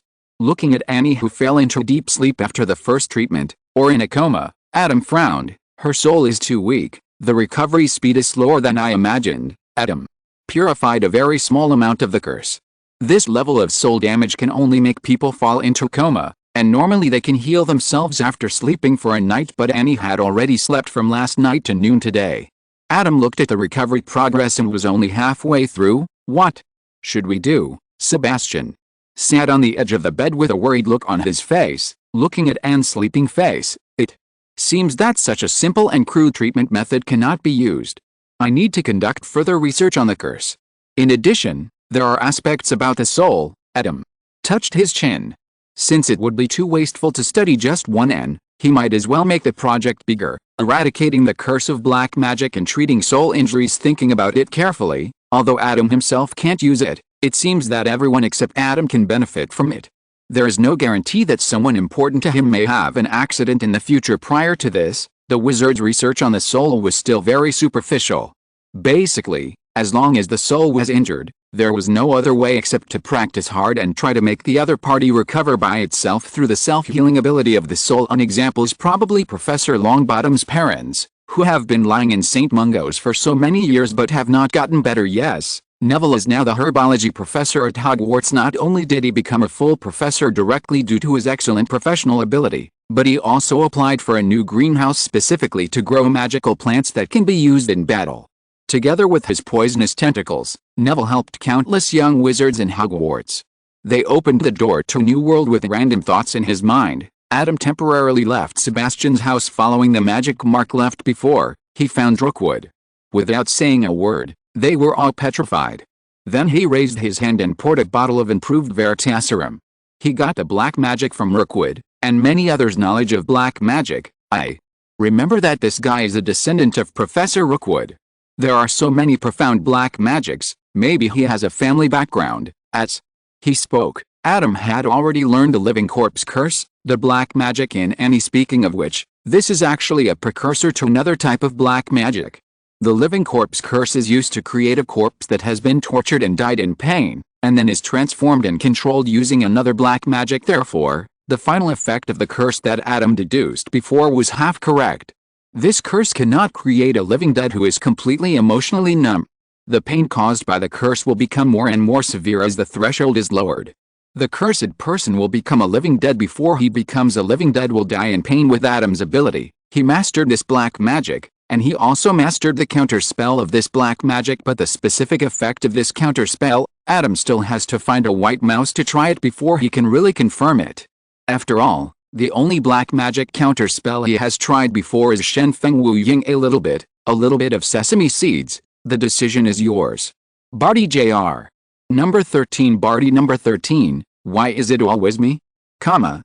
Well, looking at the twitching experimental subject lying on the test table, Adam touched his chin. The counter curse of this kind of soul-related curse is indeed different from the counter curse of ordinary curses.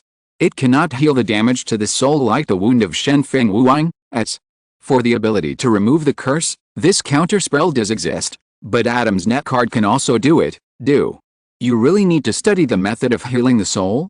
Maybe we can think of a way from the Clow card. Adam put his mind on the Clow card again. After all, the essence of this thing was a quick tool for research and learning left to him by Clow. In theory, any magic could be developed with it and Adam could learn it, but that is only in theory.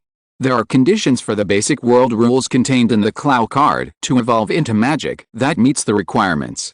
At least Adam must have a sufficient understanding of the soul, just like Adam did not have any understanding of time magic before. At that time, Sheepai and Sheepai have been unable to get started. The Clow card cannot evolve a magic circle out of thin air. It only eliminates the process of Adam's own exhaustive testing and directly uses Adam's magic knowledge to generate magic that meets Adam's requirements. For example, now, with Adam's magical knowledge, well, you can try this by absorbing the power of the spiritual dimension during sleep to speed up the recovery of the soul. Adam looked at the magic circle that the sleep card evolved into, deduced the function of magic from the magic circle, and nodded. This seemed to suit Anne quite well, using darkness as a cocoon, completely blending into the darkness until the soul recovers and then breaks out of the cocoon? Well, this seems feasible. The advantage is that the body and soul are completely restored, and they will not age in the cocoon, but the process cannot be controlled and must be all the recovery in the cocoon is completed at once. I don't know how long it will take to wake up. Looking at the magic circle evolved from the dark card, Adam thought for a moment. This seemed to have a stronger magical effect than the sleep card, but it might not be suitable for Anne. However, it seems that it is made into a magical prop that is similar to a passive trigger. It seems to be very suitable for saving the lives of family and friends. Once you enter the near-death state and directly enter the cocoon of darkness, you may need to cooperate with some protective magic. With this in mind, and taking advantage of the good start with the first two cards, which were both very effective, Adam started to try other things. However, Adam did not expect that what he thought was the beginning was actually the peak. This, repairing one's soul by devouring shadows, forget it. It doesn't seem suitable for any, and the side effects are not small. Putting down the shadow card with a frown on his face, Adam tried the dream card, which had a similar effect, except that this time it was to devour dreams. What's going on? How could these magics meet his requirements? How could his requirements be so cruel? Moreover, whether it is shadows or dreams, although they are related to human spirituality, they are not pure. The impurities that cannot be digested after swallowing will cause the soul to be impure. If you do this too much, your appearance will become a two-hole socket at best, and your mental state will be problematic at worst. If you really want to take this path, you should complete it step by step, extracting plus purifying plus absorbing, so that those spiritual powers can be harmlessly processed, but this requires further research. Adam shook his head, looked at the remaining Clow cards that were difficult to connect with his soul, and decided to give up trying again. In fact, the current Clow cards should be called Adam cards. After Adam thoroughly understood the gift left by Clow, gritting his teeth, all Clow cards can be easily transformed by him. As for still calling them Clow cards, it is just a habit of Adam. If you're listening to this novel on a channel other than Fanfic World, it means they downloaded and uploaded it without effort. We cordially invite you to visit our channel, Mundo Fanfic Novelist. There you'll find the original version of this story, and you can explore many other novels of various genres. We're waiting for you to immerse yourself in a world of incredible novels. Chapter 318: Unexpected Flaws. In the end, Adam decided on a preliminary treatment plan, using the magic evolved from the sleep card to speed up Annie's recovery, and cooperating with the clean card for treatment. In this way, Annie's treatment effect should be able to meet Adam's original expectations, but Adam is still not satisfied with it. This attempt made Adam realize that his knowledge about the soul was still too little. The ability to study it now relied on the experience he had accumulated while studying the spiritual dimension. However, with the metaphysical power of the soul, There are very few magics involving this aspect in the entire wizarding world. Soul magic? I know a few. When Sebastian heard that it was about making Anne recover faster, his mind was spinning rapidly. Oh? Tell me, Adam was surprised. Were the curses about souls so popular 100 years ago? How many good things have been lost in the wizarding world in the past 100 years? The Cruciatus curse, the Imperious curse, the Death curse. As soon as Sebastian finished speaking, he saw Adam's strange eyes. What's wrong? Are these curses not related to the soul? Sebastian was also a little unsure.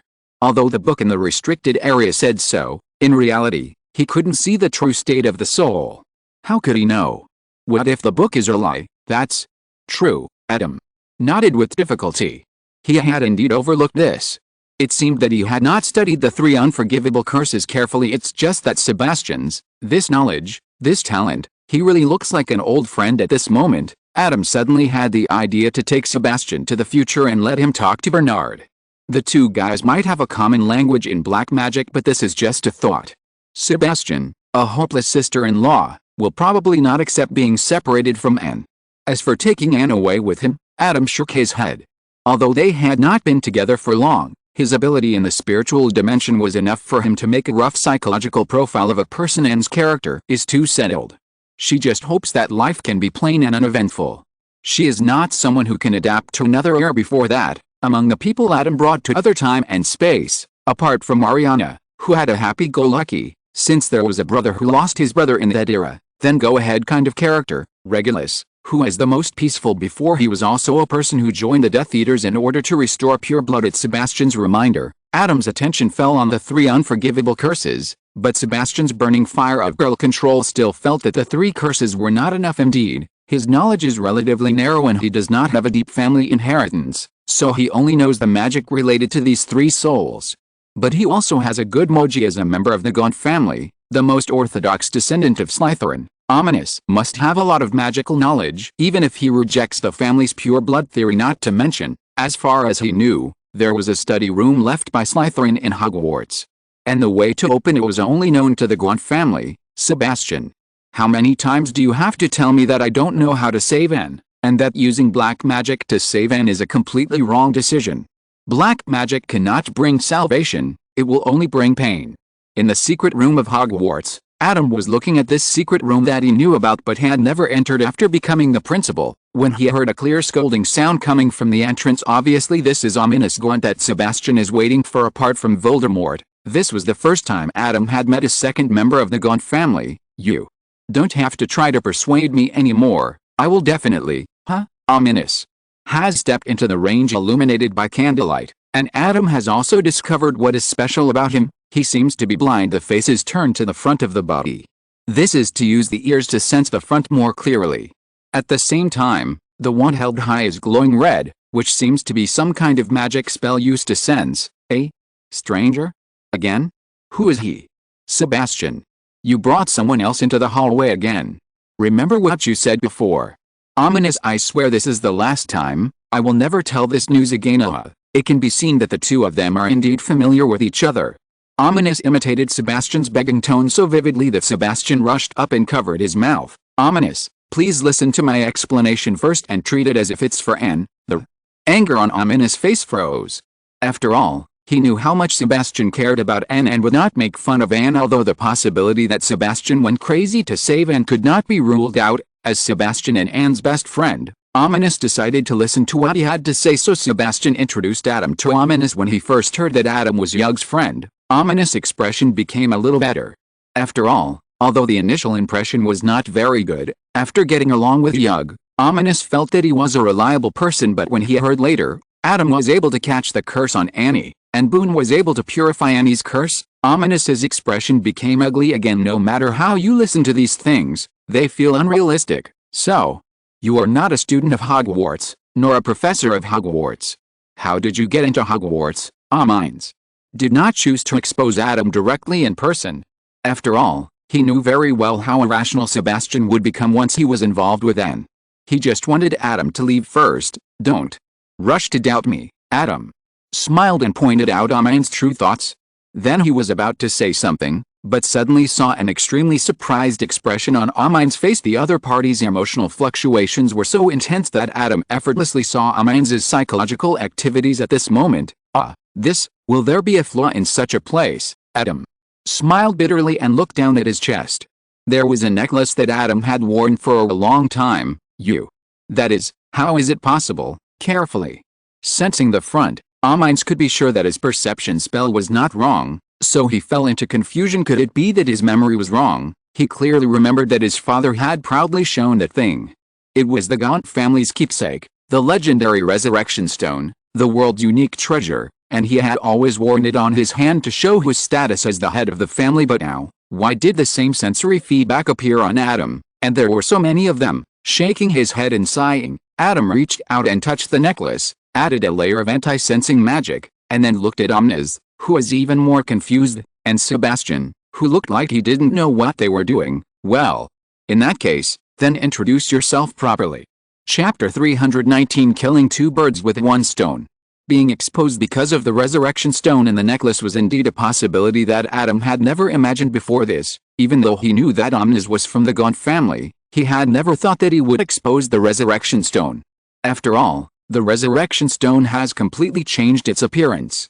Even if he held the necklace for Voldemort to recognize, he could not recognize that it was the resurrection stone with his naked eyes. But what Adam did not expect was that Omnis was a person who could not perceive it with the naked eye. Although Adam did not care about the exposure of the resurrection stone, it was exposed in this way, which made Adam feel speechless. While adjusting his mentality, Adam told the two people in front of him his true identity. Adam also had his own considerations for this. Sebastian aside, although he knew it was unlikely, Adam still wanted to try it out, and he was really moved and serious about Omnis, a member of the Gaunt family who rejected pure blood theory and dark magic. What a perfect fosterer for Tom, what a perfect professor of defense against the dark arts. Whether it is inferred from the reality of the future or based on the current situation, Omnis is obviously not a long-lived person, and he must have many dissatisfactions with the current situation. So why not follow Adam to the future to cultivate the last descendant of the Gaunt family and let him have a correct outlook on life? On the other side, Sebastian and Omnis, who had listened to Adam's self-narration of his origin, fell silent. Sebastian, Omnis, turned his head. I don't know. I just found out about these things. Sebastian also knew Omnis very well and knew why he called him, but then he reacted. Wait a minute. Did Yug know it a long time ago? I told him not to say it. It didn't make any difference to you to know this at the time, right? Sebastian opened his mouth, but found that it seemed to be true whether he knew this or not. He would make the same decision at the time, that is, to seek help from Adam to try to treat Anne. So, now, why are you telling us about this again? Omnis keenly grasped the key to the problem, and Sebastian also looked at Adam. One of the purposes is of course to gain your trust. But seriously, don't you have any doubts about this? Adam was a little confused. Omnis obviously didn't believe what Sebastian just said, so why did he believe him when he said he came from the future, just based on the resurrection stone? Normally, when a liar tries to gain people's trust, he will often come up with a reason that is easy to convince people, rather than telling a more outrageous thing. Omnis was silent for a moment and then spoke. Besides, you knew Yug before you met Sebastian. You said Yug also knew about this matter. We will also verify it with Yug later. Before that, I will be reserved about what you said. I see. Adam nodded. This is indeed a good idea, but even though I am reserved, the communication can still proceed normally, right? Then let me talk about the current situation and my demands. Omnis turned his head to Sebastian, who shrugged his shoulders. Annie's treatment is completely handled by Adam. I don't understand those things at all. I just help introduce you to him. So, Omnis turned to Adam again. You tell me, as Anne's friend, I also want to know how you plan to cure her. Adam nodded, and then began to talk about Anne's current situation and the treatment plan currently being implemented. Treatment for the soul. Omnis couldn't help but frown after hearing what Adam said. Is this kind of thing really possible? What spell did you use? The name of the spell is not important. I use a method that touches the essence of magic more. I don't need to chant spells and actions to strengthen my control over magic. Adam waved his hand, and a column of fire gushed out of the brazier in the air and fell into Adam's hand. Omnis couldn't see it, but he could sense it with the spell. and because of this, he was shocked that kind of flow of magic, precise, smooth, and neat, maybe it's really as the other party said, that is a method that touches the essence of magic more. So, what is your appeal? No. Power comes out of thin air, it needs the support of knowledge, even the true essence of magic is no exception. Adam dispersed the flame in his hand. If I want to speed up Anne's recovery, I need more knowledge about the soul. The Gaunt family is one of the pure blood families with the longest heritage in the British wizarding world. As a member of the Gaunt family, you may know some magic about the soul. Our minds fell into silence, and Adam did not urge him after he finished speaking, but he did not wait for him. I don't plan to get your reply now, you can think about it slowly. As I said just now it's just a simple communication. Our minds was startled, then nodded. In addition to what happened just now, I have other purposes, that is you. Me. Our minds face showed a trace of confusion. Yes, it's you, I learned something about you from Sebastian. Before Adam finished speaking, our minds turned around in surprise. Sebastian, ahem. Ominous, I think we should listen to what Adam has to say now. Sebastian quickly grabbed Ominous' shoulders and turned him back guiltily, being born in the Gaunt family, but not agreeing with pure blood theory and not liking black magic is not a mistake or something to be ashamed of. Ominous, Adam's comfort seemed to have no effect, but this is also expected. I just said that I come from 100 years in the future, so do you want to know what will happen to the Gaunt family in the future? This sentence was obviously more effective than the previous one, and Ominous calmed down. Is there really no problem? If you let me know about the future, won't it lead to changes in the future? If it were anything else, I would avoid doing it, but I'm fine with it. Adam smiled slightly. After all, even if you know these things, you can't change anything. Ominous frowned when he heard this. This didn't sound like a good thing, but driven by curiosity, Ominous still nodded and said, I want to know the future of the Gaunt family, please tell me. Well, in fact, the future of the Gaunt family that I know is not the complete future within the next 100 years, but only the second half. Adam first reminded him, and then started telling the story of Merrippy Gaunt falling in love at first sight with a muggle.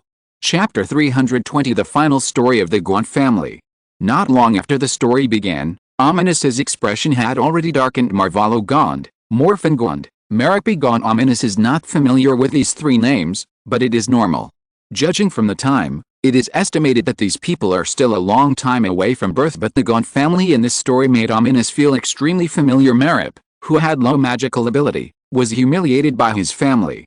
He was kicked out of the house because he married a muggle and became pregnant with a muggle child. These are all consistent with the situation of the Gaunt family. Even in Ominous' knowledge, this is not the most extreme situation.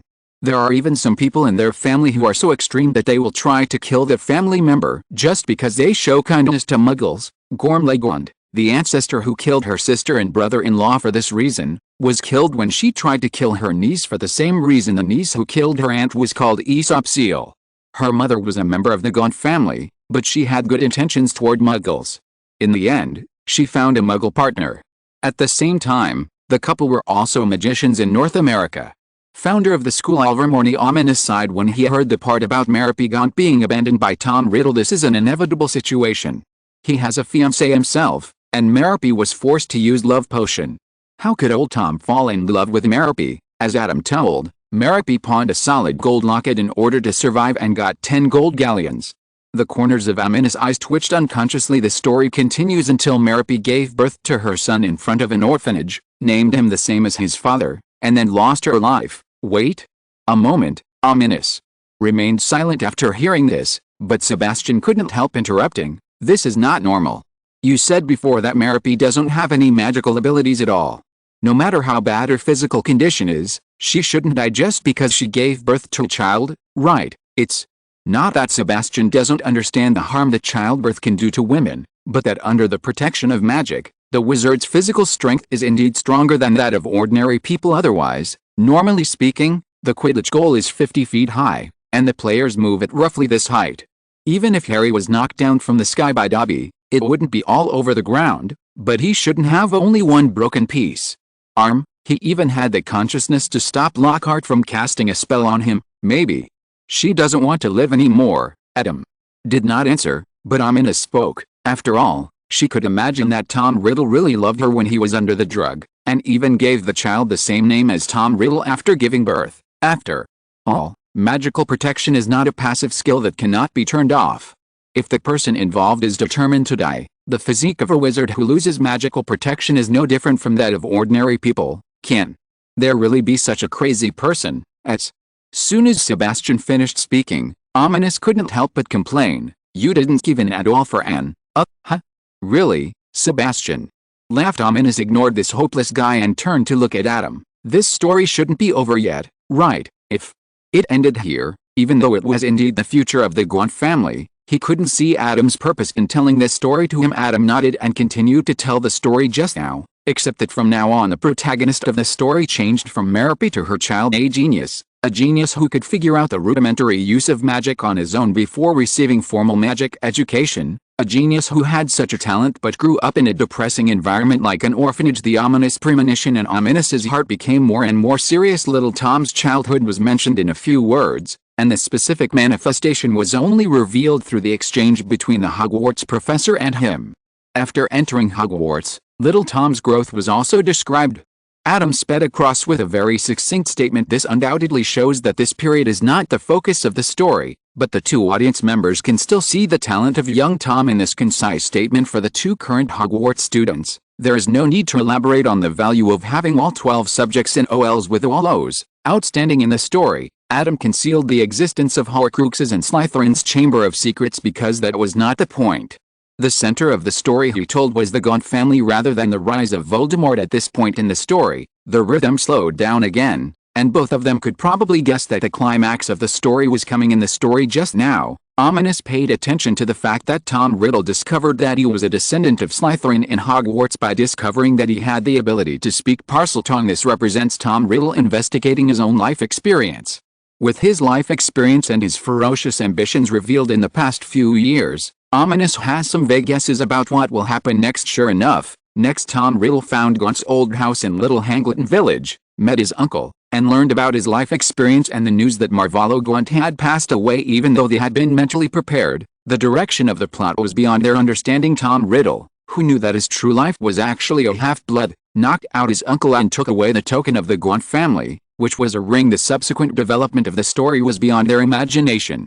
Tom Riddle used his uncle's wand to kill his father's family, and then modified his uncle's memory, making him think that he really did it himself. So after Tom Riddle's uncle was taken away by the Ministry of Magic and sentenced to life imprisonment for massacring Muggles, Tom Riddle, the only remaining descendant of the Gaunt family and the holder of the Gaunt family token, became the undisputed heir of the Gaunt family, and his half-blood identity was no longer known. Adam's story ended here, but Ominous was not satisfied with it. What happened next? What happened to Tom Riddle later? Ominous knew that Adam must know the answer to the question, because Adam's necklace had explained everything. After learning about his origins, Tom Riddle didn't like the name from his Muggle father, so he changed his name to Voldemort. Adam demonstrated this word game. Because it was a magical word, Ominous could also sense it. After that, he relied on his extraordinary talent to gain powerful black magic abilities. He once dominated the British wizarding world, and once almost dominated the British wizarding world, but was eventually killed. After Adam finished speaking, he looked at Ominous. This is the last story of the Gaunt family. It stands to reason that the last person in the Gaunt family should be the daughter of Voldemort and Bellatrix. Adam doesn't know if this daughter still exists this time, but even if she does, what does it matter? The inheritance of the Gaunt family has been broken. Without those inheritances, what else does the Gaunt family have except a bad genes created by multiple generations of inbreeding and possible Parseltongue? Besides, who dares to jump out and admit that they are Voldemort's descendants? Afraid that the survivors of the past can't find anyone to take revenge, right? Chapter 321 Wizard, isn't it amazing? After Adam finished telling the story, there was a long silence in the corridor. Ominous. Sebastian looked at Ominous with some worry. It's not a surprising story. Ominous shook his head and interrupted Sebastian, indicating that he was fine. The Gaunt family has been declining since a long time ago.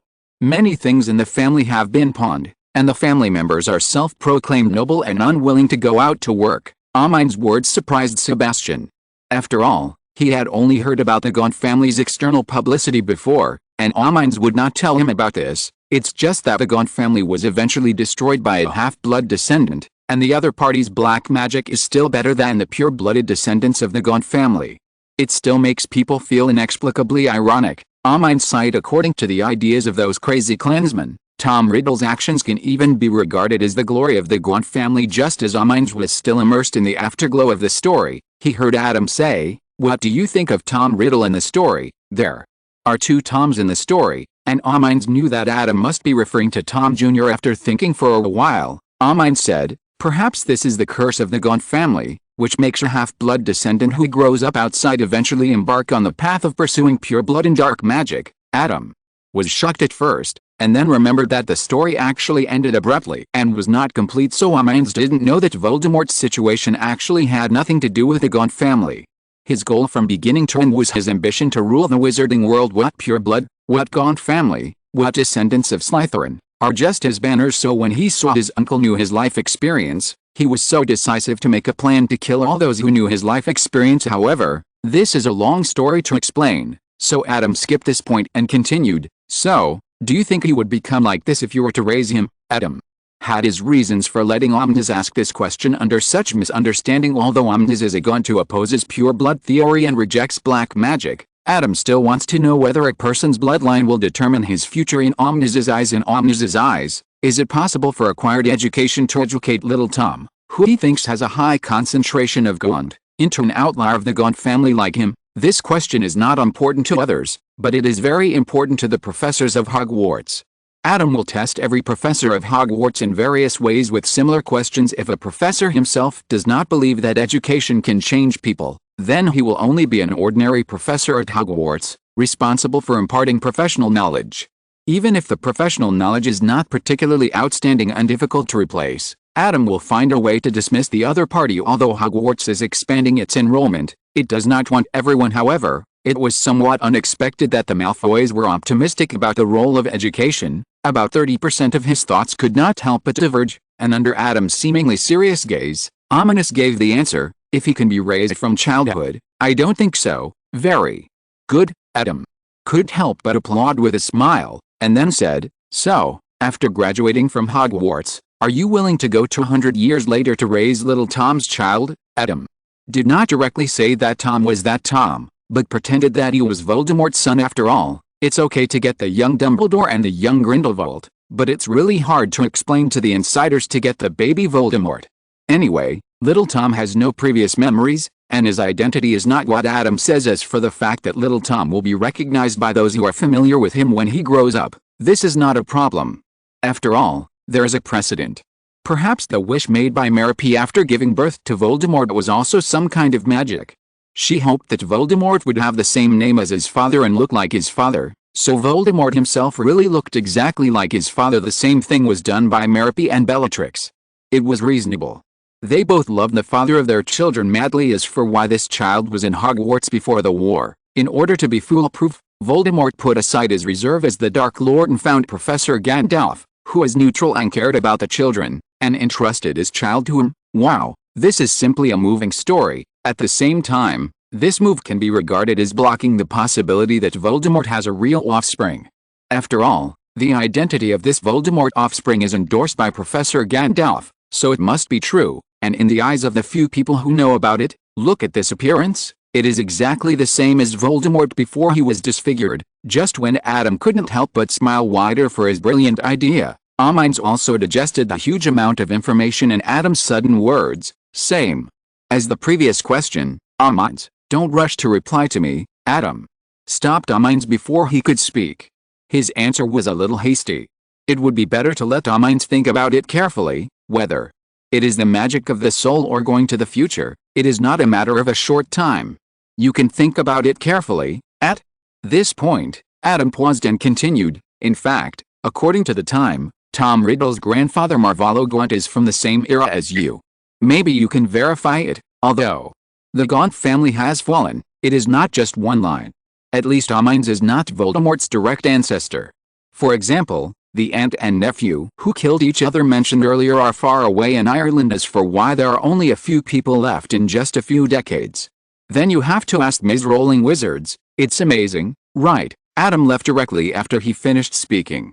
This skill of casually apparition in Hogwarts also brought a little shock to Omnes again. Omnes, you can take your time to think about the future, but you have to hurry up with this soul magic. Annie is still sleeping. Omnes was forced to wake up from his complicated thoughts. Although he couldn't see, his expression was still a little complicated after he turned to Sebastian. You are a sister control. Your sister is the only one in your mind, but thanks to Sebastian, Omnes is now awake and looking back. Although his thoughts are still complicated, they are not so chaotic. Omnes thought about it. Compared with other things, those soul magics are really not that important. For Annie, no, I will go home this weekend. After saying that, Omnes didn't care about Sebastian, who was going crazy on the side, and held the wand tighter in his hand. Since he was a child, he has been on the edge of the family because of his incompatible personality and ideas. This time he should also inquire about it when he goes back. Chapter 322, 1 year is better than 7 years. I didn't pay much attention to Sebastian and Omnes' mental journey. After the conversation, Adam left him and went to Federate. Although Omnes' soul magic is not yet accurate, Adam still has 3 unforgivable curses waiting for him to study. Even if Omnes disagrees in the end, Adam doesn't have to use legitimate means to obtain the magic inheritance of the Gaunt family. He just has to take the right path. You're back, Adam pushed open the door of the ward and found Anne reading a book on the bed. Well, do you remember what time it was when you woke up? Adam picked up the treatment record book next to him. 10:17. Anne knew it very well, because Adam had told her to pay attention to this aspect before, and he also put a clock next to it originally. This kind of thing should be the responsibility of the patient's family members who accompany him, but Solomon's situation, those who understand it all understand it. It's better to let him do more work to earn money to buy Anne's treatment materials and food instead of accompanying her. What? Adam has treated Anne for free, so he can't be held responsible for the expenses incurred during the process, right? No way? No way. 10:17.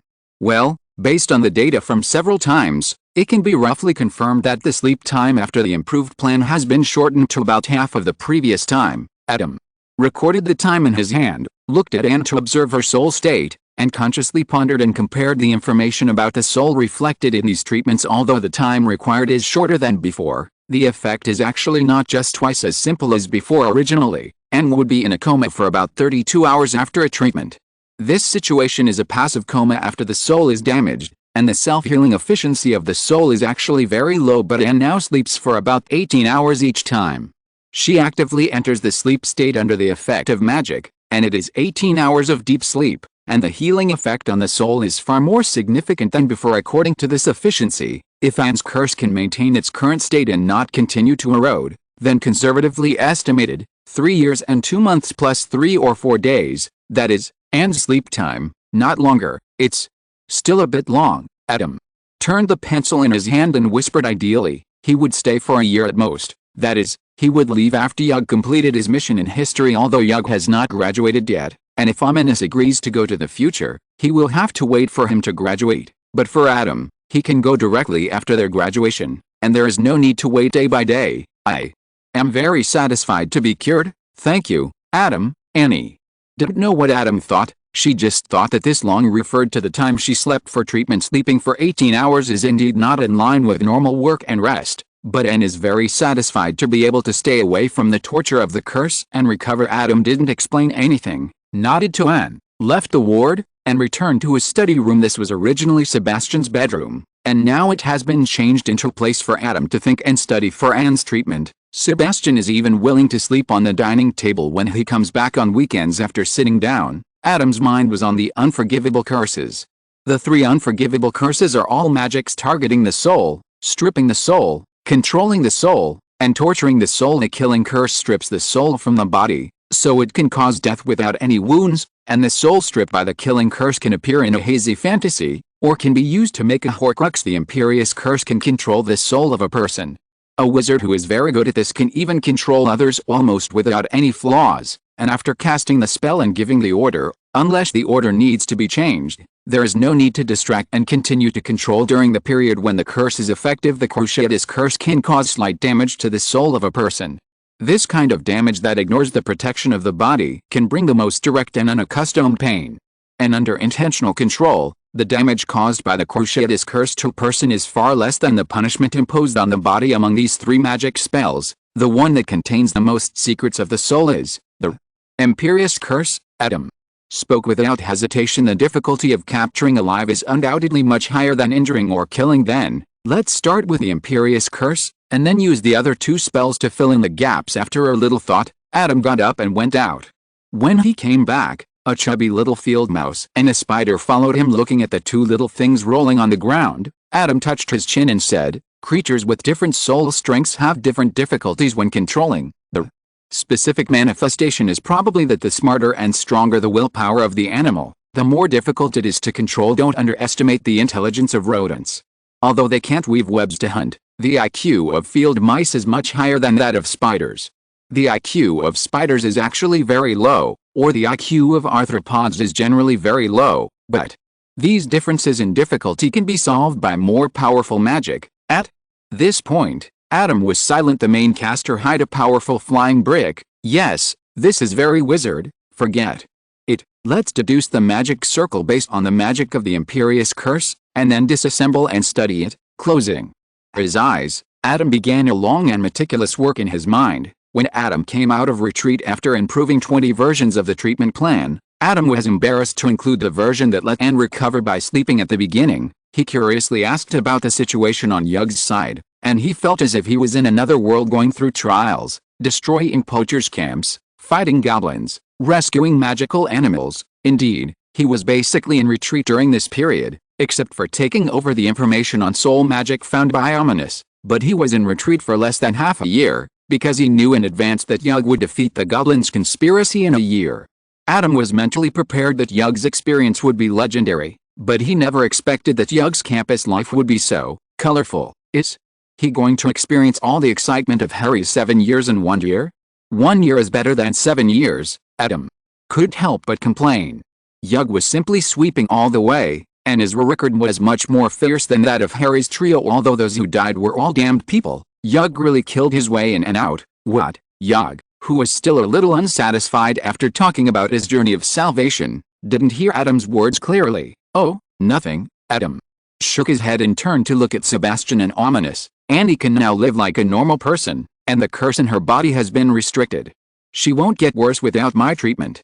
Of course, the premise is that Anne doesn't use magic, or is not hit by other magic that affects the soul. The method Adam used included some of the magical principles of the Killing Curse and the Imperious Curse, and of course there was the help of other magic provided by Ominous. Now those souls eroded by the curse have been separated and controlled separately, but they have not been really separated from Anne's soul. Now there is a delicate balance between the curse and the soul, the eroded soul and the healthy soul. Once Anne uses magic, the balance will be broken, and the same is true if she is hid in this regard. Sebastian certainly promised with great determination that he would protect Anne with his life. Chapter 323 Salazar Slytherin and number 039, S Study. After talking about Yog's great achievements during this period and Annie's treatment, the topic fell on Adam. "Adam, do you really want to take Ominous to Hogwarts 100 years in the future to be a professor?" Yog looked at Adam with bright eyes. "This is also so cool. That is to say, the place where they are now is the room of requirement. Otherwise it would be very difficult for these words to spread." Now of course, as the principal, Adam also knew that the room of requirement was not completely confidential, so he added some protective measures. "Yes, this was originally one of my purposes for going to the past. Now that Isadora and Ominous have agreed to go to the future with me, do you want to teach at Hogwarts together?" Adam didn't hide his thoughts at all. After all, Hogwarts was not an irregular institution. "Can I do it too?" "That's great. But I still want to graduate from Hogwarts." Yug's life experience has also been revealed to Adam. He has no father or mother, a standard protagonist's life experience at a certain point. Oh no, at a certain point, he usually has an older sister or younger sister. In short, there is no worries. One person is the entire household register. That's no problem. Ominous will also attend Hogwarts until graduation, and Isadora won't leave so soon. Adam is very fast in doing experiments because his research directly touches on the rules of the essence of magic, and he can perfectly control his power. During the experiment, he can also time accelerate the experimental subject, but Isadora is different. Now Isadora's experiment has just been carried out to the point where it cannot completely strip away people's negative emotions, and it is still far from being applied to reality or even to her father during this period. Her research would be the same no matter where she was. It would be better to wait until Yug and the others graduated before taking them away together. After chatting for a while, everyone had their own things to do, so the meeting ended directly, but Sebastian invited Adam to chat alone. When Adam saw that Ominous, who had just left, was here, he couldn't help but feel interesting. Is Yug being squeezed out? Several people who had a small meeting just now are gathered together again, but there is one less person than before. It's hard not to think too much. This matter only involves a few of us. There is no need to call him. Sebastian shrugged his shoulders, then looked at Ominous and said, according to what I read from the restricted book zone, Salazar Slytherin left to study in Hogwarts. There may be something in there that can help you. Study? It's the bathroom. Adam blinked. That place was actually a study? Is Salazar Slytherin such a heavy drinker? Oh no, it seems that the secret room was not originally connected with the bathroom. It was just renovated to prevent exposure and became what it was after being influenced by the intervention of the Gaunt family, who were in Hogwarts at the time. How do you know? Oh, by the way, you are also the principal of Hogwarts, but even the principal doesn't know the location of the secret room. Ominous was a little surprised. He thought he had found the reason, but when he thought about it, something was wrong. But the secret room is not the same place as the study left by Slytherin. Besides, Adam is numb. Why are there really so many secrets in Hogwarts that even the principal doesn't know? But that's right, Professor Fitzgerald was able to create so many things beyond the power of the principal, including the map of the secret room and the underground seal. As one of the founders of Hogwarts, Salazar Slytherin 1, it's not weird at all to move your hands and feet. I don't know if the other three left any secret rooms or anything like that. There should be some, right? Adam decided to make a small copy of the entire Hogwarts campus after he went back, and then he broke it apart bit by bit in his hands, crushed it, and searched. He couldn't believe that there was still a secret room that could be hidden. I once had the idea of that study room, but Ominous refused to take me there. But you are different. Ominous thinks that even if you find the study, you will not be killed by Salazar Slater. Lynn's words are confusing. When Sebastian said this, Ominous was partial to Ominous, but Ominous just pretended not to hear it. Sorry for my poor eyesight. What did you just say? JPG. Although Salazar Slytherin left Hogwarts on his own initiative, the study he left behind may contain magical knowledge that even the Gaunt family has not passed down. After all, the Gaunt family has started to decline, Ominous said to Adam. In addition, I also have my own selfish motives. My aunt, a Gunter who has the same attitude towards pure blood theory and black magic as me, is one of the few people I am close to in the family. About her, the last thing known was that she was in the study, trying to prove that those at home had misunderstood Salazar Slytherin's true intentions. I understand, so you want to see if she left any clues in the study so that you can find her? Adam nodded, but couldn't help but sigh in his heart. I'm afraid that Ominous aunt found out on the study that Salazar Slytherin was really a pure blood, and as a result, her heart collapsed regarding this. Adam had already confirmed with the basilisk that Salazar Slytherin himself was indeed a supporter of pure blood theory. I know this possibility is actually unlikely, but I still want to give it a try. Besides, I should be able to find something valuable in the study. Fortunately, Ominous seems to care more about his aunt, and is not so curious about Salazar Slytherin himself. Otherwise, Adam is really afraid that he will also be heartbroken, even if there is nothing valuable. Just because it is left by the founder of Hogwarts, it is attractive enough. Let's go. Thanks, Ominous breathed a sigh of relief, and then led them all the way to the location in his memory. After turning into a corridor, Adam looked around at the dim surroundings. This was not a place where people would normally pass by in Hogwarts. As mentioned before, the utilization rate of the entire castle at Hogwarts was actually very low. In the era of the four founders, there were probably far fewer wizards than now. Why was the castle built so big? Is it because you thought the number of wizards would increase significantly in the future, so you left a margin? Adam said silently, we're here. This is the entrance to the study. You need to trigger the mechanism to enter. Ominous led them to a stop in front of a carved wall. The letter left by my aunt mentioned that if you light the surrounding braziers, the door to the study will open. Salazar Slytherin's study was in front of him. Adam looked at the surrounding braziers, but Sebastian couldn't help but look at ominous. I almost knelt down to beg you before, but you refused to tell me the way here. That's because you can't control your power, Sebastian. Maybe black magic is not completely useless, but it is far more dangerous than other magic when it cannot be controlled. This time Ominous didn't shy away from talking. Okay, I'm just complaining. Chapter 324, Adam-style pass. Sebastian didn't expect Ominous to react so strongly this time. Now Ominous already knows that Adam's treatment plan refers to those black magics, so he no longer thinks that black magic will only bring disasters and misfortunes, but has certain value. But it is only limited to Adam. Only those who have enough power and can completely master their own power can be unaffected by the negative effects of black magic. This is Omnus's cognition after being reshaped by Adam in Omnus's eyes. Sebastian is obviously a type of person who is addicted to being a weakling, and is still far from being able to master his own power. Boom. A raging flame ignited in the brazier, and a piece of carving on the wall moved to the side, revealing a winding downward road. Well, it's another passage. Fortunately, it's a staircase this time. Adam looked at the inside of the passage and shook his head. Should I say that it is worthy of being the ancestor of the snake court? Why are they all digging holes downwards? Even if the entrance before the secret room is not a bathroom, the location of the secret room and the entrance will not change due to decoration.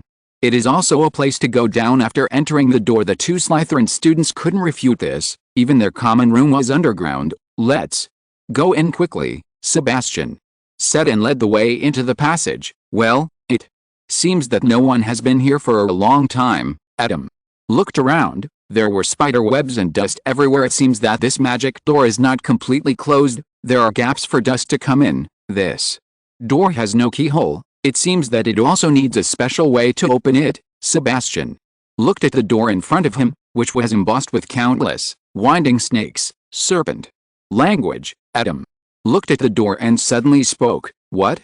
Parseltongue? Are you also a Parseltongue? Ominous looked at Adam in surprise. No, I learned it later. Adam shook his head and looked at the door with snakes embossed on it. The key to this door should be Parseltongue. Salazar Slytherin's Chamber of Secrets needs Parseltongue to open. Let me try. Open. Serpent language. The door did not change. Speak to me, Slytherin, the greatest of the four giants of Hogwarts. Serpent language. The door still did not change. Maybe we can try other methods. Sebastian couldn't help but speak. I found that there seemed to be some broken pieces on the ground. They should be the reliefs next to them. If they are repaired, maybe they can. Boom. The snake on the door suddenly swam away, and after a seemingly mysterious change, the door opened inward. Wow. Sebastian, who hadn't finished speaking, could only turn the rest of his words into an exclamation. Is this door really opened by snake language? Omines was a little confused. Although he confirmed that Adam's snake language was correct, he always felt that the door did not respond to those two sentences. Who cares? The door is open anyway. Using the magic of the lock card to violently break the magic on the door, Adam took the lead and walked into the door. Omines thought about it and followed Sebastian in. However, the inside of the door was not a study room. Iron doors blocked the passages to all directions. It was more like a maze. Okay, I admit that I really don't have much patience.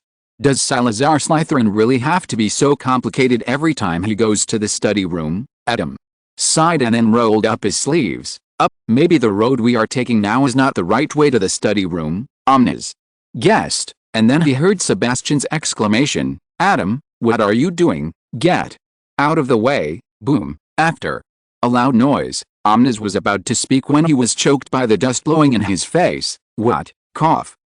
Cough. Cough. A whirlwind swept all the dust away, and Omnis was finally able to speak normally. Who can tell me what happened just now? His perception spell could only perceive the surrounding area not far away in detail, and could only perceive the general situation if it was farther away, but it was almost enough for normal use.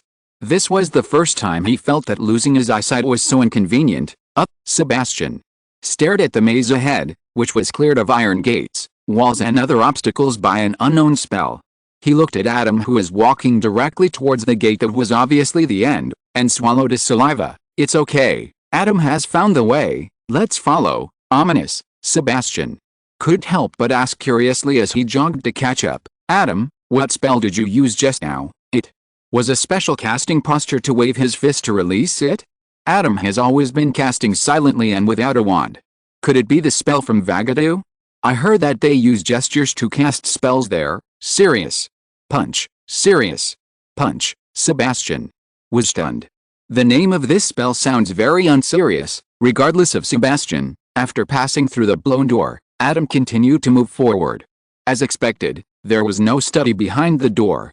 There was a door at the end of the road. I hope they won't get together again. What's the trick this time, Adam's words stopped abruptly, startling Sebastian and Amines who were following behind him, and they hurried over. What's wrong? Adam glanced at the skeleton in front of the door, then looked at Sebastian, and finally looked at Amines. Although the appearance of a skeleton here does not clearly indicate anything, the problem is that this skeleton seems to be very new, and the pelvis is still a female skeleton. Thanks to the university elective course, Salazar Slytherin's study is not something that everyone can find.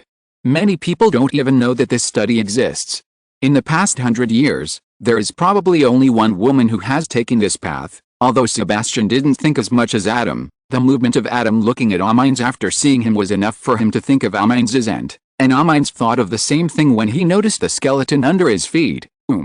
Think about it, maybe this isn't your aunt?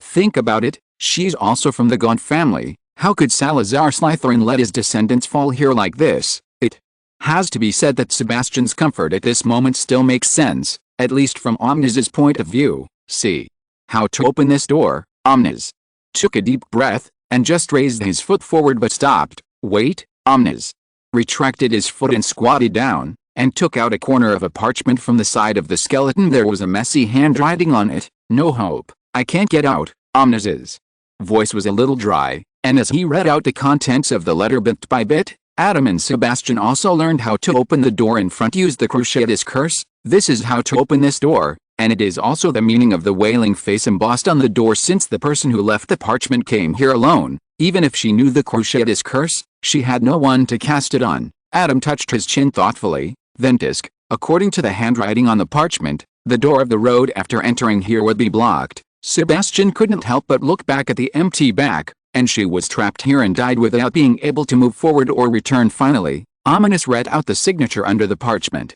There is no doubt that the person who left the parchment and the owner of the skeleton was his aunt, Nocto Gaunt.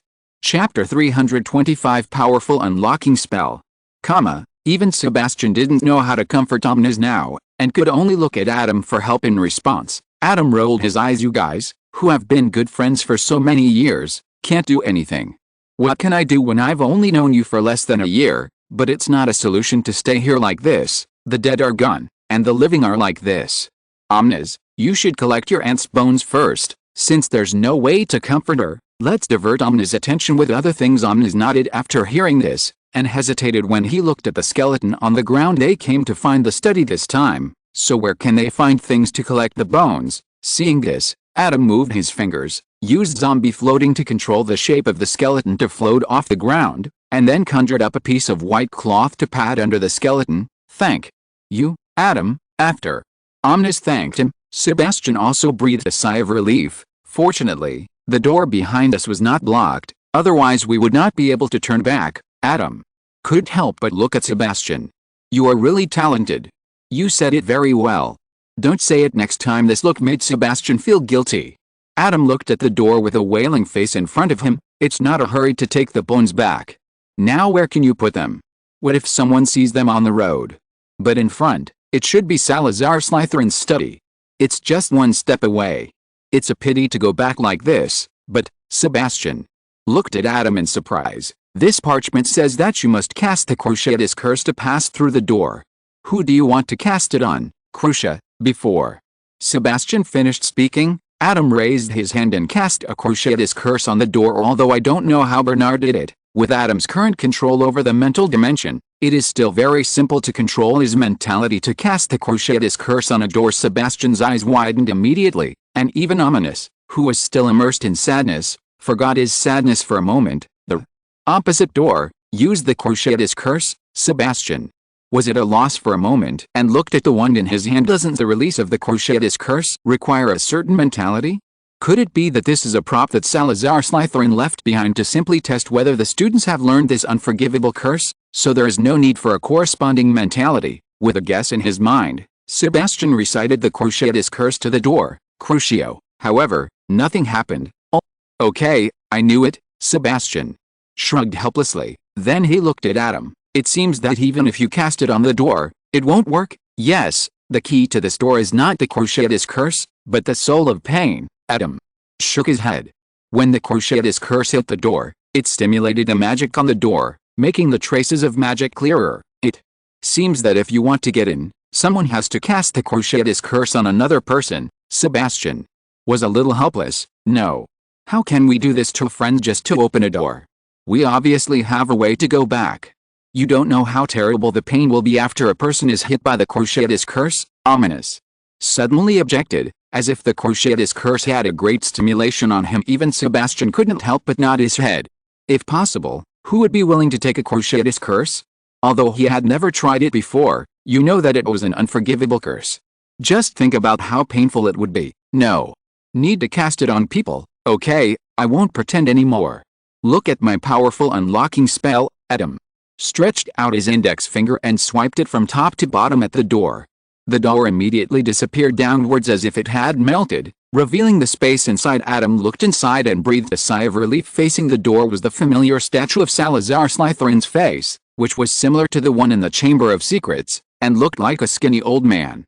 On both sides were bookshelves embedded in the wall in front of the bookshelf, and the statue was a large desk with an open book on it. There were more than a dozen white candles in the corner of the desk, and there was still candle wax on the ground that had not been cleaned up. It seems that Salazar Slytherin has not been here since he decided to leave Hogwarts. Until he left Hogwarts, Adam glanced at the book on the desk. It was a very advanced black magic. Wait, creating zombies. Seeing this familiar word, Adam's eyelids jumped and he couldn't help but pick up the book and read it. Well, this zombie is not the same as the zombie related to the spell that Rookwood used on Anne.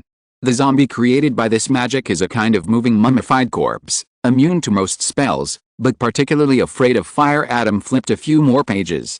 According to the records above, Salazar Slytherin seemed to have done a lot of experiments in this area, but obviously Salazar Slytherin is not Danzo or Orochimaru. Even if he doesn't like half-blood or even muggle-born little wizards, he can't attack students in Hogwarts, so he did the experiment outside Hogwarts. Bad news, can't attack the little wizards around you, can only find experimental subjects from outside. Good news, there are plenty of experimental subjects outside. You should know that in the era of the Four Founders, there were many enemies of wizards, otherwise the Four Founders would not have to build a school in this remote place to protect young wizards. With Salazar Slytherin's strength, he would probably grab a lot of experimental subjects when he went out to sweep the enemies. Adam continued to flip back and secretly wrote down the places mentioned in the book where Salazar Slytherin did experiments. Perhaps he could find experimental records left by Salazar Slytherin in these places. It was also at this time that Sebastian and Ominous walked into the study. Although Adam's thinking speed is very fast now, he doesn't think so much and do so much in just a moment. It was really Adam's powerful unlocking spell that shocked the two. If Adam had just physically blasted the door like before, the two would have been more or less acceptable. After all, there had been a foreshadowing, but the movement just now clearly broke the spell on the door. That was the spell that Salazar Slytherin left at the door of the study. That was the spell that trapped Omnis's aunt to death outside the door. Indeed, there are variants of the unlocking spell. In addition to ordinary keys, the powerful unlocking spell can open some doors protected by spells, but the doors that can be opened by the powerful unlocking spell can actually be opened by using some more powerful spells, but they will make a lot of noise and leave traces. The door just now is obviously not one of them if it is really that easy to open. Even if Omnis's aunt will not try it at first, when she is about to starve to death, she should try all the spells she can think of, right? Considering that Adam has always used silent and wandless magic, the two have reason to believe that it is not a powerful unlocking spell at all. So, what kind of spell is that? End of this chapter. Thank you very much for reaching the end. Don't forget to like. Looking for more exclusive content and immediate access? Subscribe to our Patreon. Remember, every like, subscription, or donation encourages us to continue. Thanks to everyone. See you in the next video.